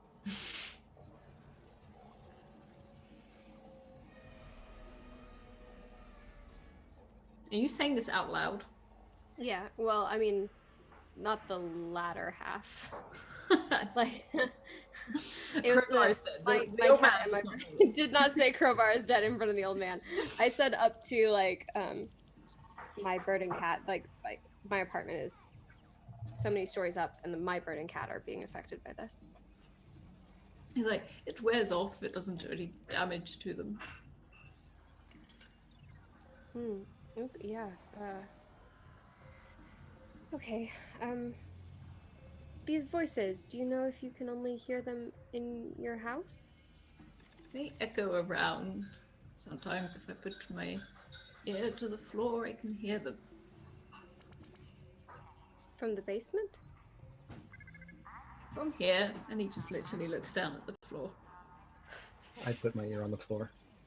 Yeah, you can't really hear anything. If anything, you just hear some clicking of things moving around, no voices, no nothing. No, nothing yet. It's late at night? Usually, when all the other noises calm down. Hey, Artie? Yeah, I kind of want to hear the voices. I do too. Can we come back later?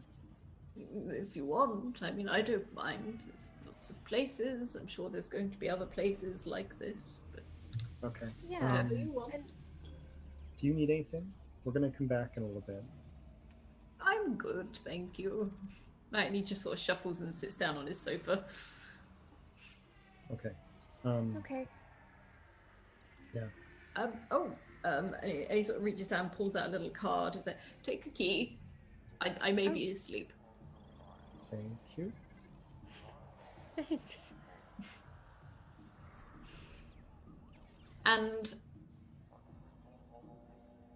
basically, if you're leaving the house, you walk out and you see all these Wizmos jumping on top of Soren and pulling bits off of Soren, pulling bits Oh my out, gosh. jamming bits together, breaking bits off the side. And Soren isn't saying anything.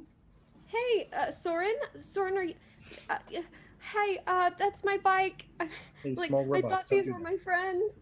Like, they all stop and they look at you. And there's one that just has two wires and is just like, and sticks them together and starts winding them up and putting them back in as if they've just been told off and like closing a hatch. Is she okay? Does she work? And they look at you and they sort of go bloop, bloop, like beep, bop, and they sort of all just wait and see what you do. Soren? Soren makes Soren, no I'm- sound. Running up to her, I'm kind of staying away from the Wizmos a little bit, but like I try and like tap the interface to see if I can get her on. If she's As talking. you tap the interface, it's like there's flickers of light, but nothing happens. Okay, so Artie's got a whole bunch of electrical tools in his bag. Hey, JD, maybe we can just like do some diagnosis. Yeah. This could be simple. Yeah.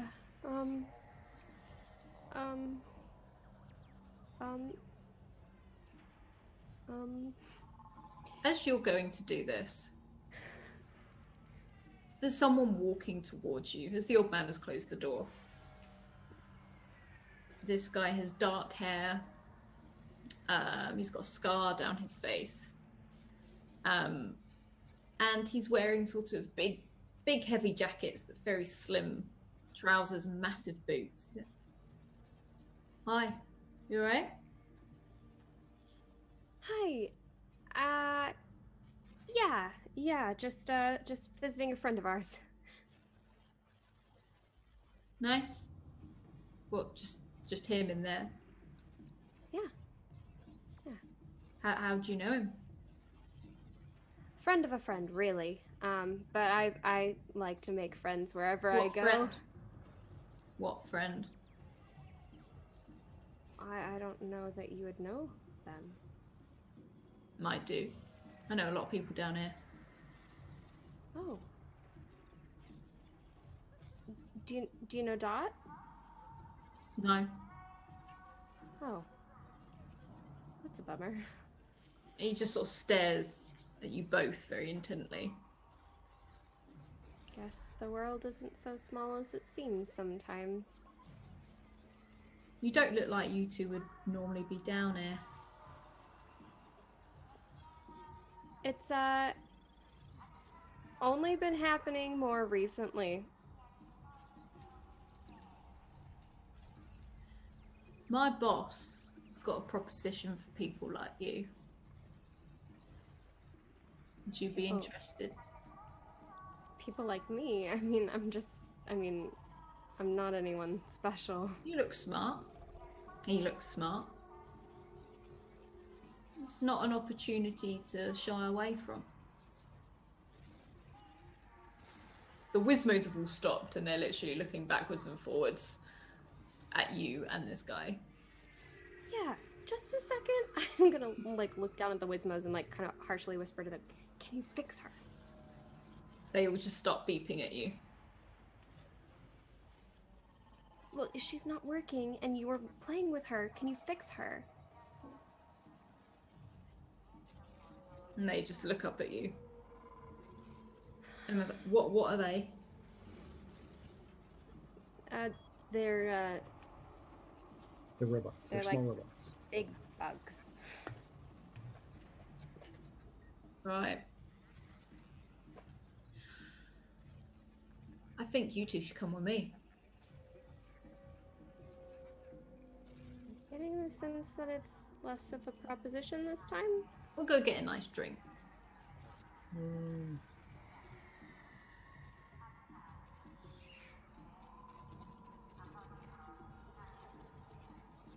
You want to come or not?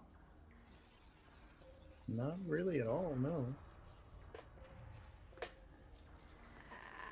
I'm just gonna, get my bike started up, and probably head back up. And he's just staring at you. His hood is half up.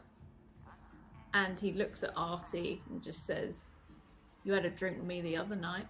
No problem. What's changed?" What time was that? 2 nights ago. I don't know. Do you know what time it is down here? We had a drink. No, I keep hearing a lot of things that I've done, and I want to make sure. Maybe you drank so much you forgot? Yeah. You're talking about him, right? Yeah. Did you drink too much? Oh, And he just stares at you.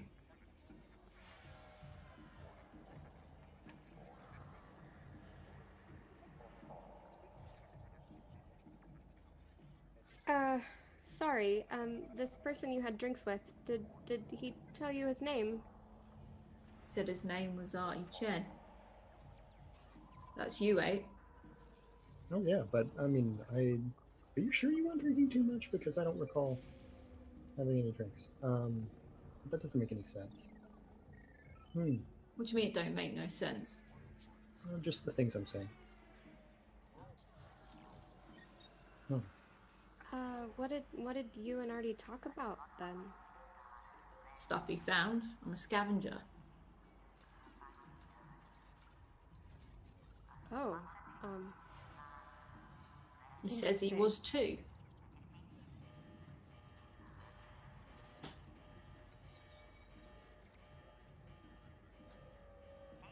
Yeah, that sounds Artie, right. Yeah. did you ever think he'd be back? Did he give you any sign that maybe he'd be coming back? And the guy sort of like narrows his eyes and he's looking at both of you. And he just starts to back away. And he turns and walks away. Were you? Super weird. What Do you think his he's just been boss drinking too wanted? I don't think we really want to. I don't know. I mean,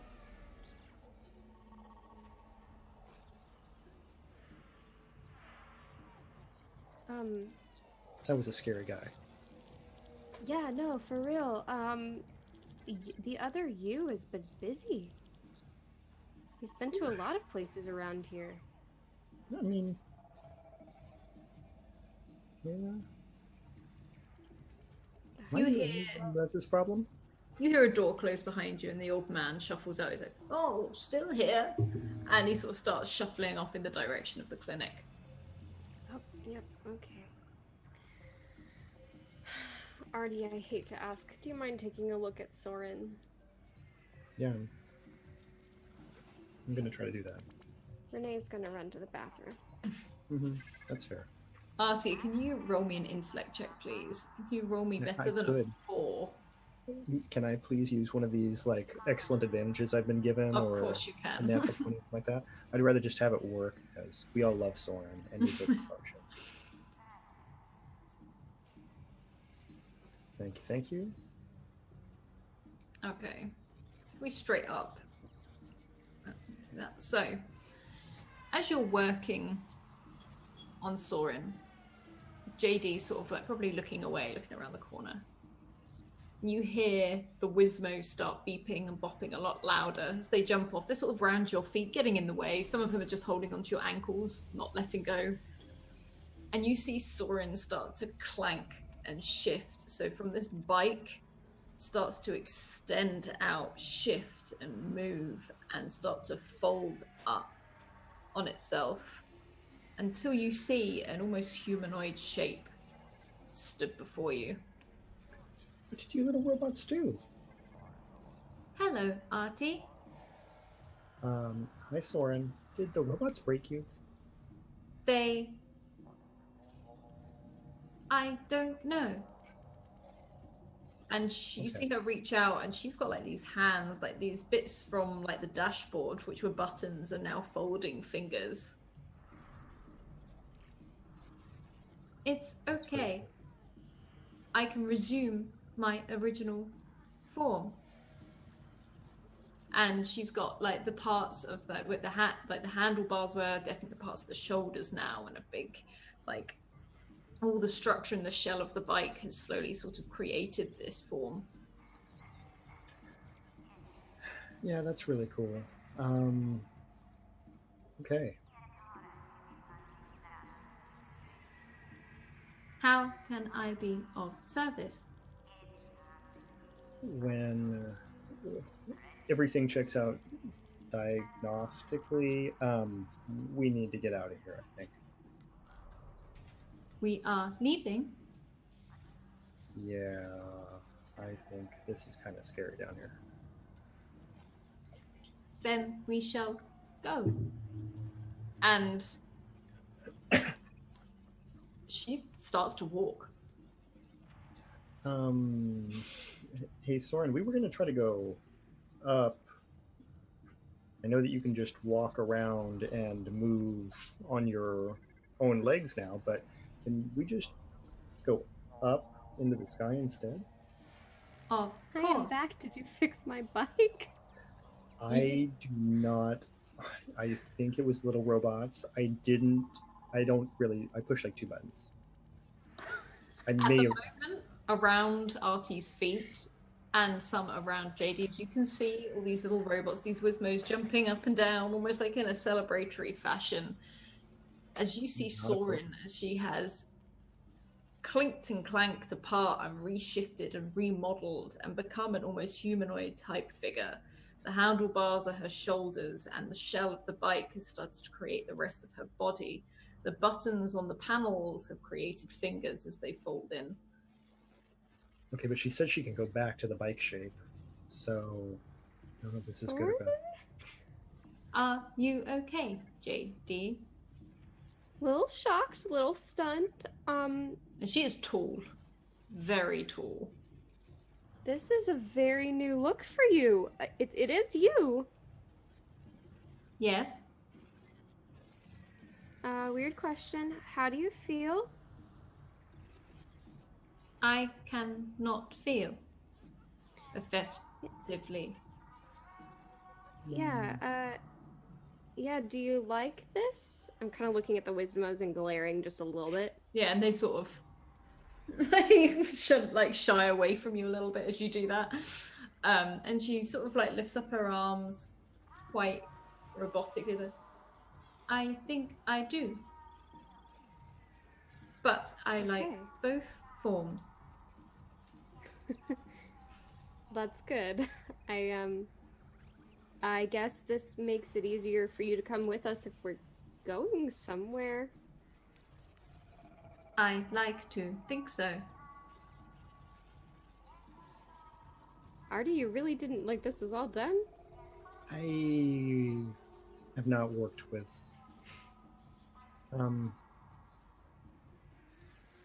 I don't know. I'm gonna kind of like crouch down to the Wismos and be like, okay, well, thanks for not breaking her. And they all jump on you, like they wrap Oh, their hi! arms around you, like they like some of them are on your arms, some's on your legs, and they sort of just wrap themselves around you. Yeah, they're kinda coming with us, right? Pet them? I mean, they're welcome to. I have a very happy little robot family.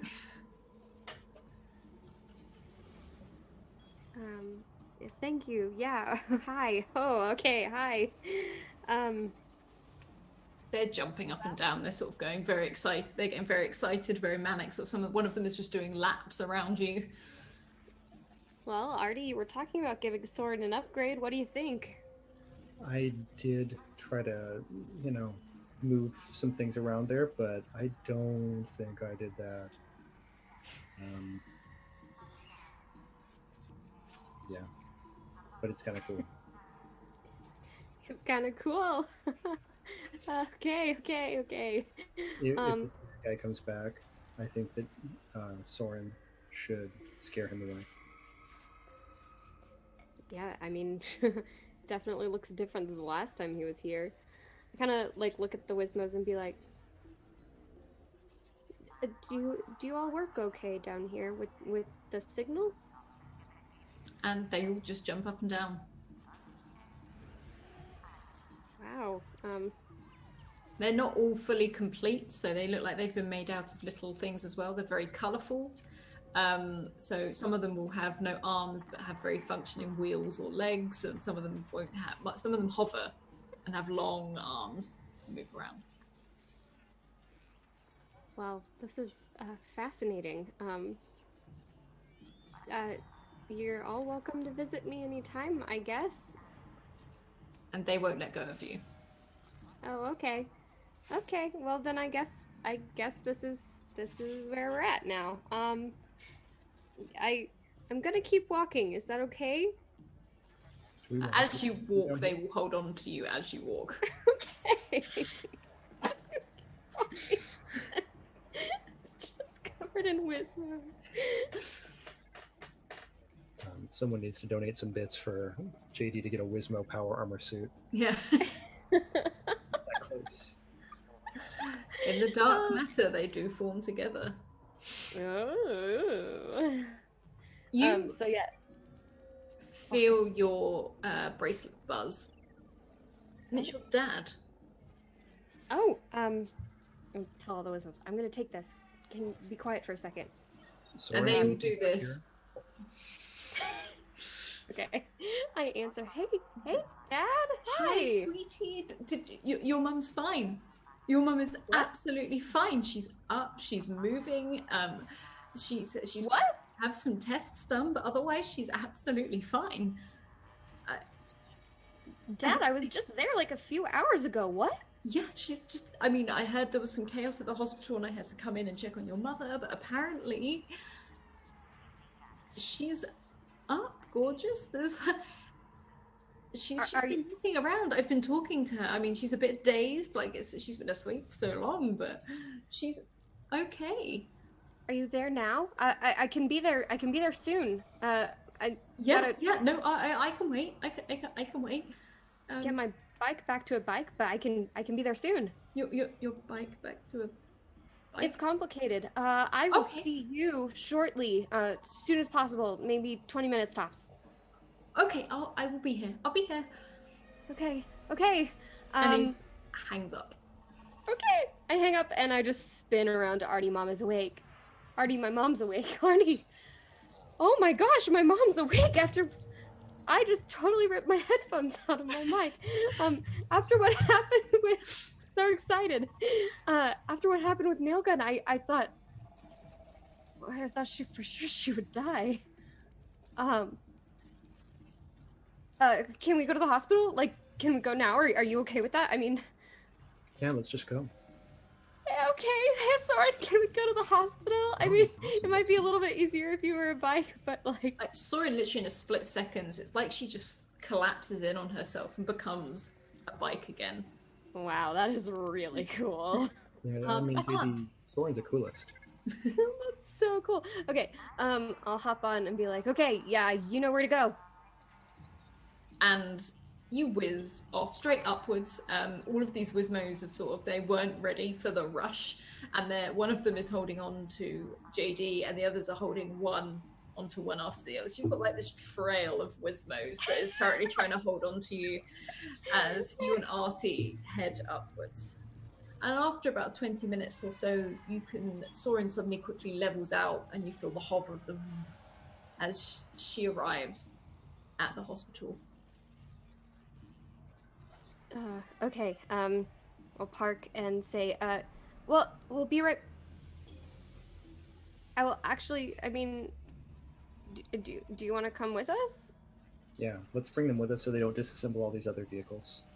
I was asking Soren more specifically. I don't think the Wizmos have let go yet.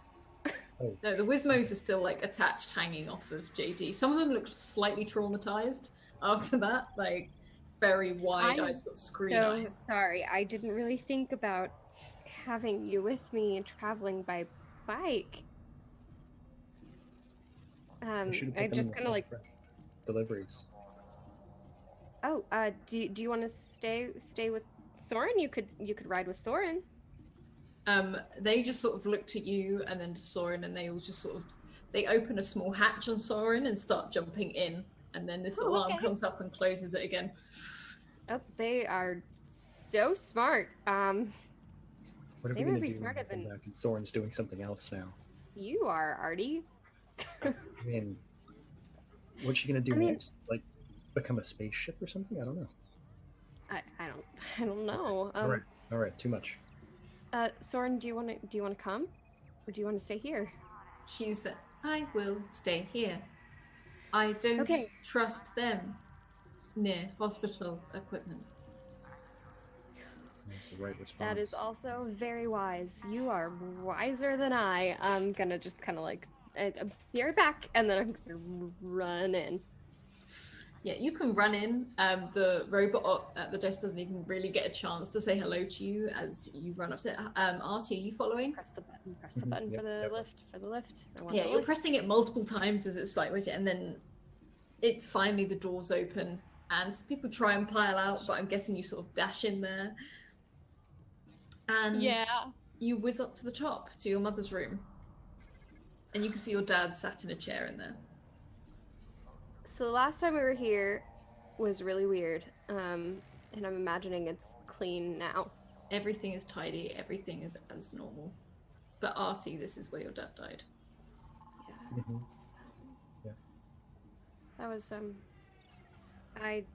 that was really fast. I'm sorry, I didn't really think that through. Go talk to your mom. Okay. I'm gonna go run to my mom's room. your mum is not in there, but your dad is, and he sees you and he jumps up and he's like, like, and just runs over to you and gives you like the biggest hug. Yeah. And he's like, she's okay. She's up. She's having tests done. She's absolutely fine. She should be back down in a couple of minutes. But how are you? How is everything? I know things have been a bit crazy, and I heard about someone died here yesterday. This Yeah. morning, in fact, I think. Yeah. Yeah, it was one of the doctors actually. Yeah, I heard it was your mother's doctor. I couldn't believe it. But whatever he Yeah. did before he went, it worked. It worked. I don't care how crazy he is or what I've been told. It worked. No, yeah, I think we have him to thank for this. I think, oh my gosh, Dad, I'm just so glad. I'm so glad. I can't wait to see her. I've been just telling her about things going on. I mean, I figured she didn't hear me, but now I feel like she did because she's back. She's awake. She's up. She's awake. In fact, I'm going to go and get her a change of clothes because Okay. he's been yelling at me because I didn't bring one because I was too excited. I hopped in the cab and got straight here. So I'm going to do that. So if you could wait here, so she gets back and so she's comfortable. Yeah, Dad, actually, actually, I got something for you. Kind of weird. It wasn't kind of came across it, but I just thought you would like it. It looks like something you would like, and we're celebrating, so you know your birthday's not for a while. But here, and I just hand him the old-fashioned watch. He's like, oh, now this is fast. And he gives you like a hug again whilst he's looking at it, and he's like, and he starts putting it on. And he's like, isn't it neat? oh, I love it. Well, I've got now, your mother's going to say I have no excuse to be late again if I can fix this. Like, and he starts like moving things. I'll have a look at it when I get home. But I'm going to run. I'll be back in a minute. I'll be back. And okay, yeah. disappears.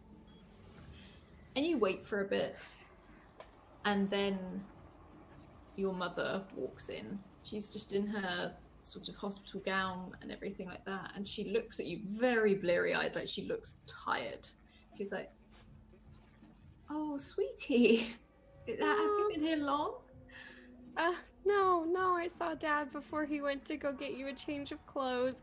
And I'm like running across the room, but like stopping short of her to like kind of you can see her do like a gentle hug and then she reaches to sit down. Hey, I'm gonna just help her make sure she gets down okay. Hey, yeah, oh my gosh, it's so good to see you up and moving. It feels good to be up and moving. I hurt and I am tired and I don't remember a lot of the last week or so, but I feel so much better. So much better. Been out for the last week or so. I'm just really glad to see you. I'm just kind of like holding her hand. And she just sort of pats it lightly, just sort of smiling and nodding her eyes, closing every now and then just from sheer tiredness. Yeah, do we need to get you back into bed? I mean, I probably should. And she sort of starts pulling like the cover back and sort of putting herself in. I'll get told off by someone or the other if I don't. Yeah. Wow, it's been a really weird week, and hearing you awake is that's the best news. I was getting to the point where I was going to have to just listen to your voicemails. You left like 15 of them. I'm sorry, I panicked. But it's fine now. It's absolutely fine. It's fine. I might go on, take a little break, just have a weekend away once I'm out of this. I feel like you deserve it. I'm sorry, I got Dad a gift. It was just kind of like happenstance, and I didn't get you anything. I didn't know he would be awake. And she like puts her hand on your cheek. It's fine. It's fine. I'm just happy to see you here. It's fine. Yeah, my friend Artie has been really great about staying with me and making sure that we get back here to check in on you every little bit, and just, you know, Bray has been holding down the fort back home, and Dad's been really tired, but he's been doing okay, you know, best he can. And I wasn't here all the time, and I'm sorry for that, but I'm just... I don't expect you to sit by my bed whilst I sleep, darling. I was just worried. I know someone, well, several people actually now who've died from what you had. Well, I'm still kicking. Yeah. Yeah. And people you know? Who? Well, there was this guy named Nailgun. Knew him kinda. Interesting Brought him name. to the hospital. Yeah, I don't know if it was his real name, but he died this morning, actually. Oh. But, I mean, it was okay. I didn't know him all that well, just... He was a friend of a friend, you know?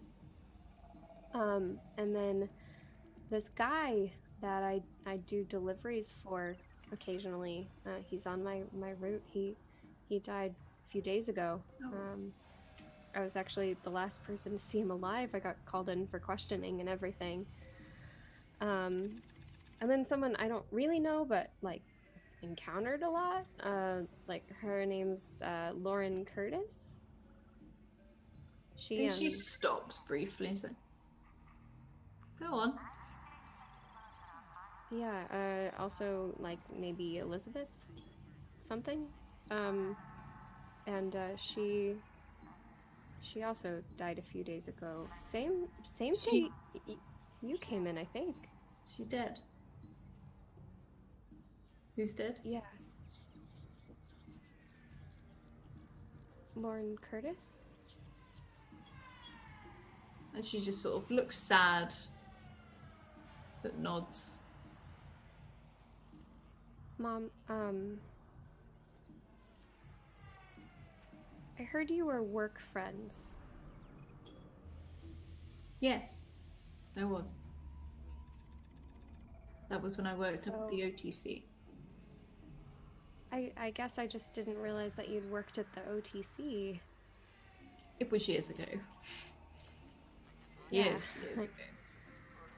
Yeah, I don't remember. But this is weird. I saw you on her apartment security tapes. I did go and visit her sometime. She was married to a very lovely man, a very kind man. So, a friend of mine. Another work colleague, but so I did visit her, even though after I'd left the OTC. Been a while. Also, while you were asleep, someone hired guards to keep an eye on you. They were hired under Lauren's name, but I think it was actually someone named Daniel Chen. Oh, that would make sense. And she just doesn't seem surprised by it whatsoever. It does? Because it was kind of weird. Like, everyone in the hospital thought it was strange. And she sort of looks around. Daniel Chen was Lauren Curtis's husband. I'd rather not talk about it here. Oh, but it was a good thing. Oh, okay. That's so weird. I thought I met his wife.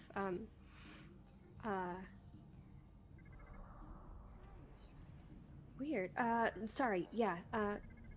She looks a little bit confused at you, and she's sort of... I need some rest.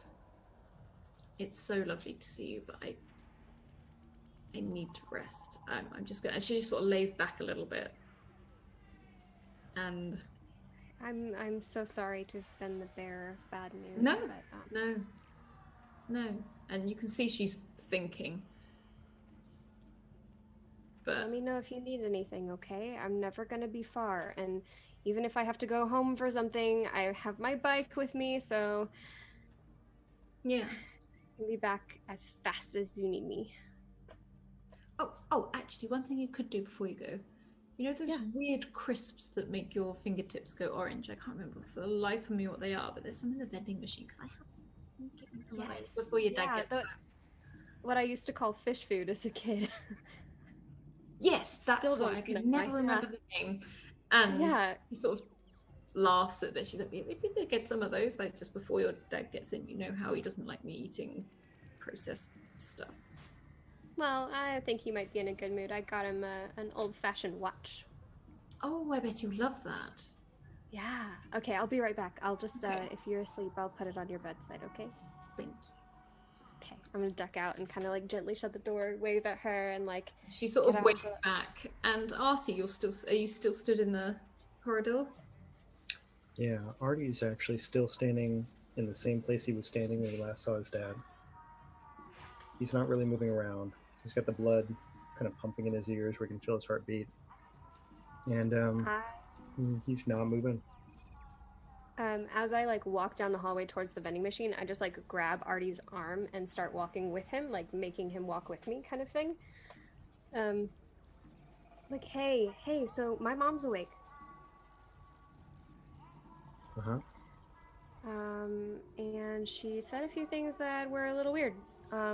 So, you know, uh, how she knows Lauren Curtis, right? Yeah? Uh-huh. Said she was married to a really nice man. Um, so come to find out, she was apparently married to your dad. Yeah, so that's news. I'm going to the vending machine, by the way. That's where we're going. She wants some, the cheese ones. Uh-huh, yeah.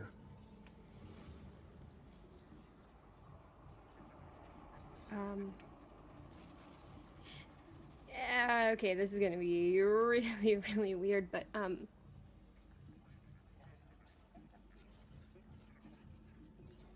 do you think Lauren Curtis was your mother?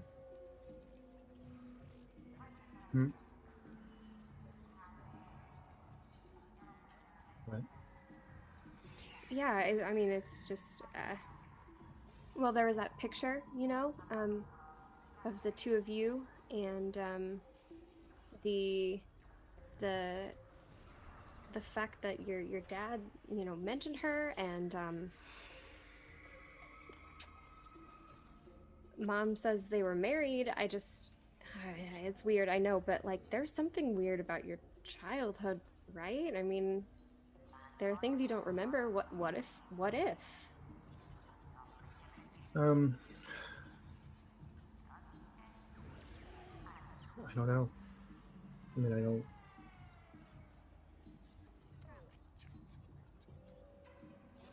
Yeah, I don't know. Yeah. Yeah, I mean, it's a wild theory. I know, completely wild. But I'm like at the vending machine getting the whatever uh, cheese crisps, and I'm just like, I know. It's just a lot of things haven't been adding up, and it just crossed my mind, especially since you said your dad said something about her and about your mother earlier. Gosh, I feel really bad bringing you here. I should not have brought you here. I am so sorry. I didn't think it through. No, it's no, I'm fine. Yeah, it's okay. Yeah, I mean, sure, she could just be my mom. That's fine. And just have, you know, it's just both my parents then.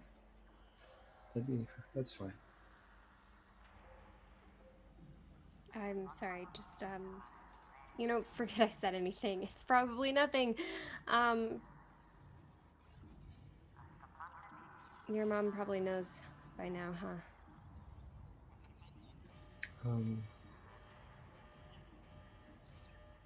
I guess it depends on who my mom is. I mean, I don't know. I'm gonna start walking back to my mom's room, but I'm walking slower this time, and also just kind of like, I mean, Artie, I don't want to make you stay somewhere if it's not gonna be good for you. I told my mom if I need to leave for any reason, I can be back quickly. So, I mean, I can do whatever. I really didn't think through bringing you here. No, I'm fine. It'll be Go ahead and do what you need to do. Okay, yeah. So I'll duck back into my mom's room. She is asleep. I'm yawning. I'm gonna go and set the cheese crisps by her bed and just kind of like, I'm gonna tuck them behind something a little bit, you know, kind of like behind the water pitcher or whatever, and just like so that she can see them, but like if Dad came in, maybe he wouldn't notice. And then I'll just like slowly and very quietly like duck back out, shut the door very carefully. Artie is pushing the door open and walking in the room. Mm-hmm. And walking over right. I mean, JD's going to see him because he's walking straight up to Karen D's bed. Oh. Hey, and I tap her on the leg. Oh. Ma'am, Miss D, I know you're sleeping, but I have to ask you questions. And you can just see her like, I'm Artie Chen, and my dad died saving your life. I have not told her that part yet. Daniel Chen died curing you of whatever illness this is. And I need to know what you know about who he is and who Lauren Curtis is, because I don't know who they are. sit down, Artie. Sure. JD, is this your friend? Yeah, he's the one I mentioned earlier. JD is really great, and I'm sorry to wake you up, but I don't know what's going on. Artie, I'm very tired, but I will give you what I can, if I can then sleep a bit more. And she sort of like sits up a little bit. I'll make a face at Artie. What was the question again? And she just reaches over because she knows her daughter so and just pulls out the cheese like crisps and just starts opening them. I love my mother so JD much. says that you think that you know my dad, Daniel Chen. I did know Lauren that. I Curtis. worked with him for Married. 12 years. Okay. And he used to be married to Lauren Curtis. When I worked there, yeah. Did they have a child? I don't remember her being pregnant or anything. I can't recall. I think You worked with them for 12 years. How many years ago? there was a child. But she was never was she? Like, and you can see she's really thinking. She's still quite dreary-eyed sort of thing. She's like, I don't remember specifically, maybe 17, 18 years ago. I haven't seen her for years. I came back. I chatted with her maybe a year or so ago. I popped by and said hello. That was about it, just for a cup of tea. I'm sorry about your father. I didn't realize. Do you know how you got sick? Sorry. Do you know how you got sick? And she sits there and she thinks, no, I don't. Like, she looks very confused, but she said, I don't remember at all. It's not a cold. Well, it's not just a cold. A lot of people have died of this, and Daniel Chen gave you an injection that saved your life. And he was caught by the hospital security and killed For saving my life. for holding a boy hostage because he was scared out of his mind. And because I was- did it, it was my fault. No, no. Artie, you said it wouldn't have been your fault. Your father was a clever man. He did everything with purpose. It's been a while, but he did everything with purpose. He wasn't mad. If he threatened, it's so out of character for him. You say he threatened a boy?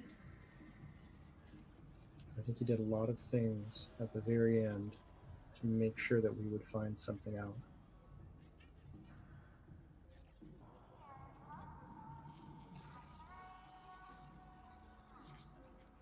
Sorry, Mom, I was gonna talk to you once you'd had a little bit more sleep. I'm sorry I It's didn't fine. help you do this better, but It's understandable. Let's put it that way. And she goes, I tell you what.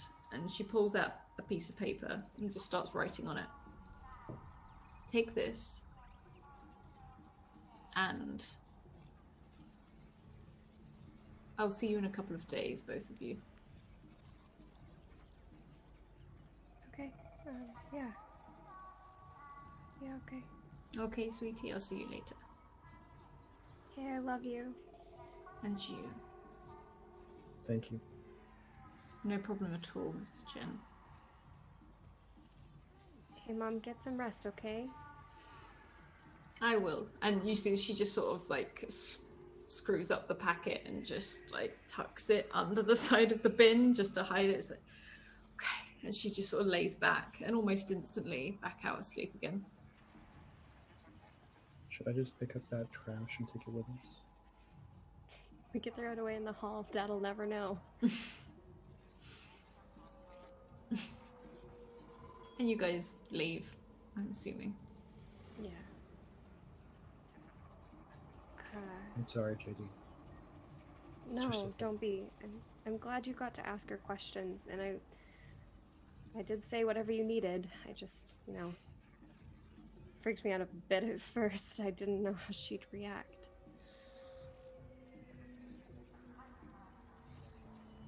Yeah. She did okay, though. I mean, she knows something. I guess a lot of things make more sense now.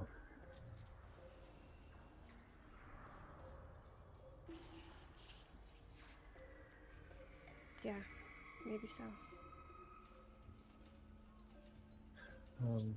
What's on the note?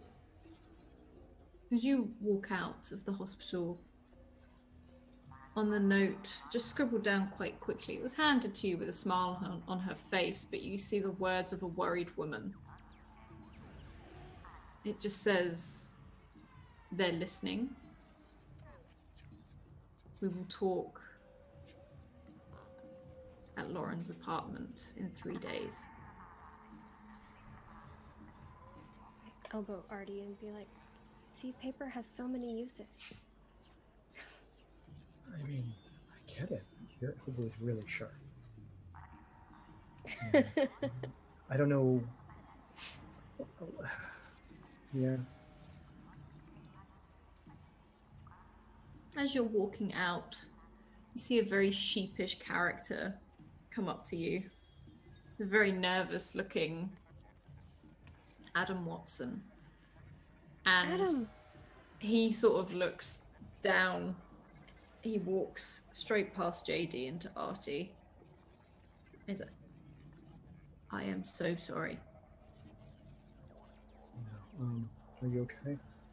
I'm fine. Are you okay? I'm so sorry. I didn't say not, anything. but- I swear I didn't provoke. I think I was in the wrong place at the wrong time. But that doesn't make me any less sorry. No, you gotta be really careful. I don't think you should tell anybody about what happened or what you saw. I haven't. I'm going to hand in my resignation at the clinic. I don't want to work in a place like this. Maybe you should just disappear. Maybe you shouldn't even tell him you're leaving.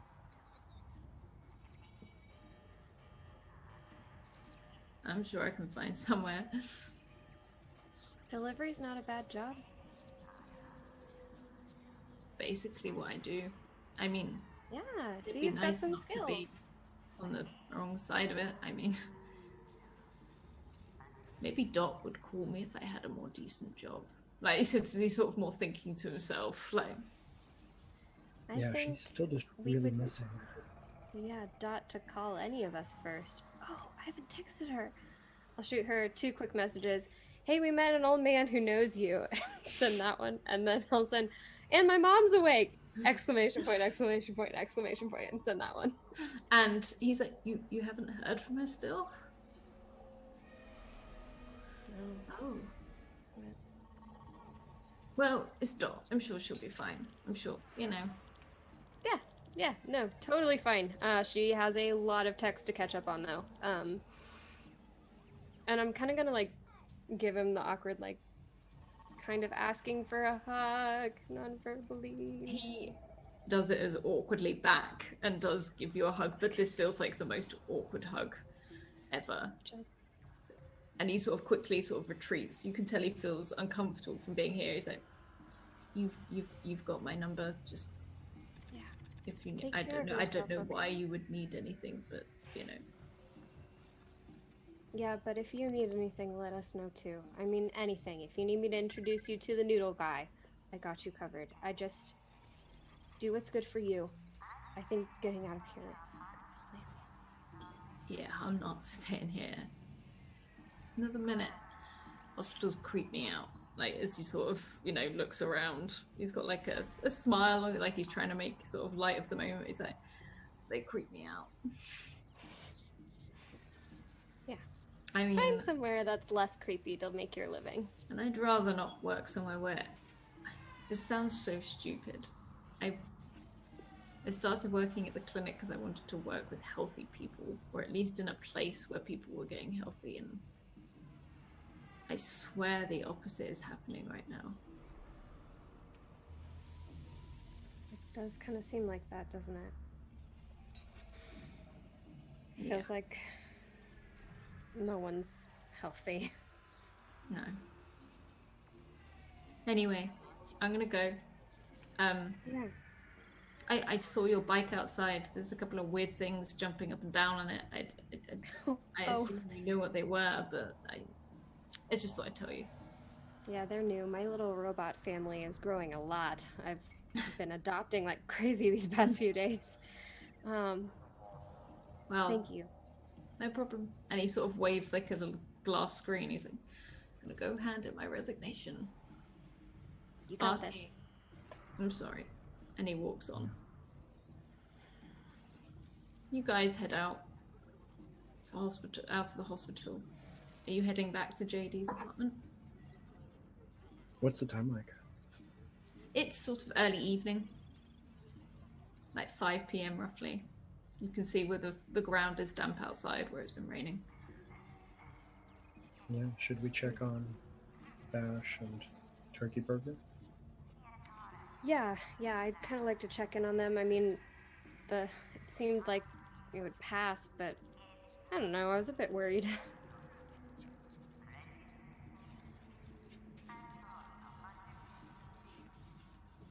So are you hopping on Soren and you're all going back to JD's? Yeah, I'll just ask her. Hey, the Wismos didn't cause you too much trouble, did they? No, they are having fun.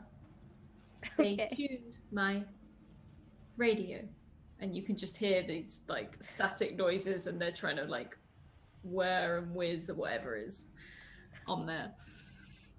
Okay. Well, at least if they're not causing trouble for too many other people, I guess.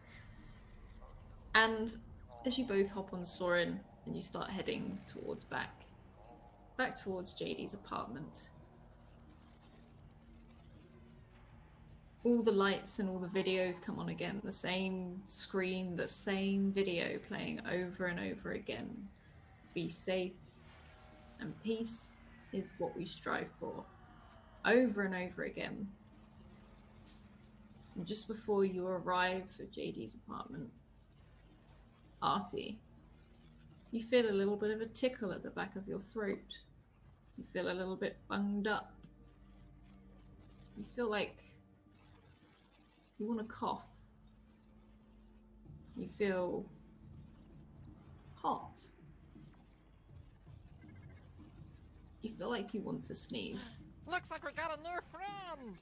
And that is where we'll leave this week's episode of Eden. Where did you get it, Ari? Yeah, I drank the tea. I probably shouldn't have drank the tea.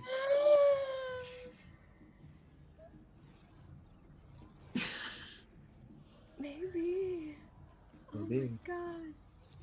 Okay, so we'll do a little bit of a round with you with a favorite bit, and where we can find you, what you do on the internet, and all these fabulous things. Also, Sorry, there's a both tickle at chat the back of my and throat. players, we need a war cry, a hashtag. Not too sure what one yet, but if anyone wants to think of one, we'll come back to that. Yeah, let's start with Hans, or Artie, as we know him. Hey, this was like our most serious episode. I feel like, we just like kept going. We had a lot of stuff we were doing the whole time. I don't know, favorite parts. I'm really glad JD's mom was okay. That's very cool. And we're getting some, like we're wrapping up some story stuff and getting some things going. That's really neat. I'm liking that. Awesome. And where can we find you, Hans? I think the links are Scrat's going got it to covered. chat. Yeah, He's got everything covered. he's on it. Yeah, just follow Scraticus and I'll be on here again. Just follow there. And Renee, or JD, as we know her in this, or DJ, whatever she wants to tell the matron. Or DJ, whichever one I introduced myself as at the time. It's fine. Yeah, so hi, I'm Renee. I can be found on Twitter at RayDeanneR or on my blog at fatespun.wordpress.com, and I will have links to all of those things here in just a second. I also DM for an all-women D&D actual play podcast for all ages. It's a ton of fun. It's called Fate and the Fable Maidens, and it can be found at Fate FM Cast all across social media or at fatefmcast.com. And actually today we just announced, or well, I guess Wizards of the Coast just announced the Podcasts of Ravnica event, and we will be one of 10 participating podcasts representing the Celestia Conclave and kind of giving some insight and previews of the upcoming Guildmaster's Guide to Ravnica. It was a ton of fun to run that adventure, and I really, really love that book. So definitely check it out. Give us a follow if you want to see more about that. And favorite part? Well, okay, so I'm really thrilled that my mom is up and at 'em.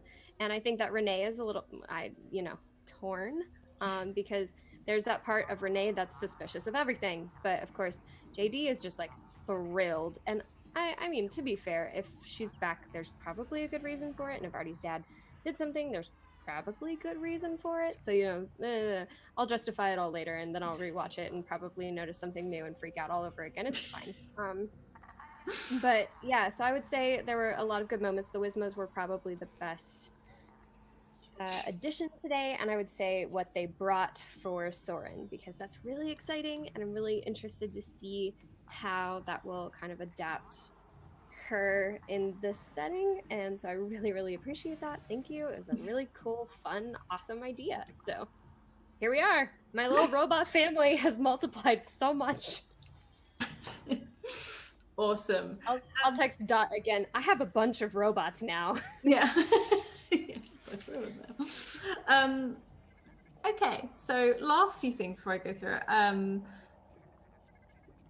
am let's have a look. Bear with me. I think we're going to raid Maze Arcana. I think that's who we're going to raid today. First of all, though, I'm White Rabbit Pig. That is where you can find me on Twitter. When I'm not DMing, I'm playing, and when I'm not doing that, I am doing photography. But otherwise, get in our Discord. It's an awesome community. We love it so much. And it's just a bunch of awesome people. So I urge you to get in there and start meeting these people and like chatting to them, because they're awesome. YouTube, this will be up tomorrow. We're on top of all the YouTube shenanigans now, so if you want to go binge watch it, you can go binge watch it, which I actually do fairly regularly. If you want to get into a game like this, just give Scrat a DM on Twitter, and we can get into one of the viewer games. We're going to start using the Cypher System viewer games next season, as well as some of our other viewer games. So it's an opportunity to play in a system like this. We are full-time, and that's all thanks to you guys, so thank you so much. A way to support us is via Patreon, where you can get some sneak peeks behind the scenes. You can get some ringtones, there's videos, there's artwork on there, and there's also some really awesome articles, one of them written by our very own Renee, who is awesome. It was writing about the Cypher System, and it was brilliant, so definitely go check it out. We also Another one coming soon. Yeah, and there's one coming soon, so I'm looking forward to reading that. And merch. We use Redbubble. I love Redbubble. They just create the most cozy things, and I love it. Yeah, so, and I can also shout out to our sponsors. We are sponsored by Bird and the Storm.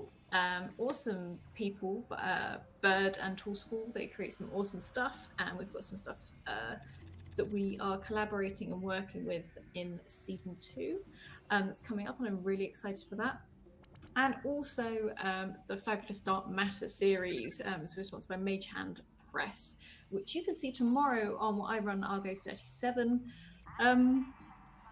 It's D&D in space, and it's awesome. But yeah, we're going to head over and raid Maze Arcana now. I think our hashtag is, what do we reckon it's going to be, guys? I think we've had either Defenders of Eden, or we've had Adventures of RTDRD. I can't even say it. RD. It's RD. Yeah, there we go. Too many words. But anyway, thank you very much, everyone. I will tune in next week for the next episode of Eden, where we're just going to have to see what happens. So I'll see everyone later. Thank you very much, and see you soon. Bye.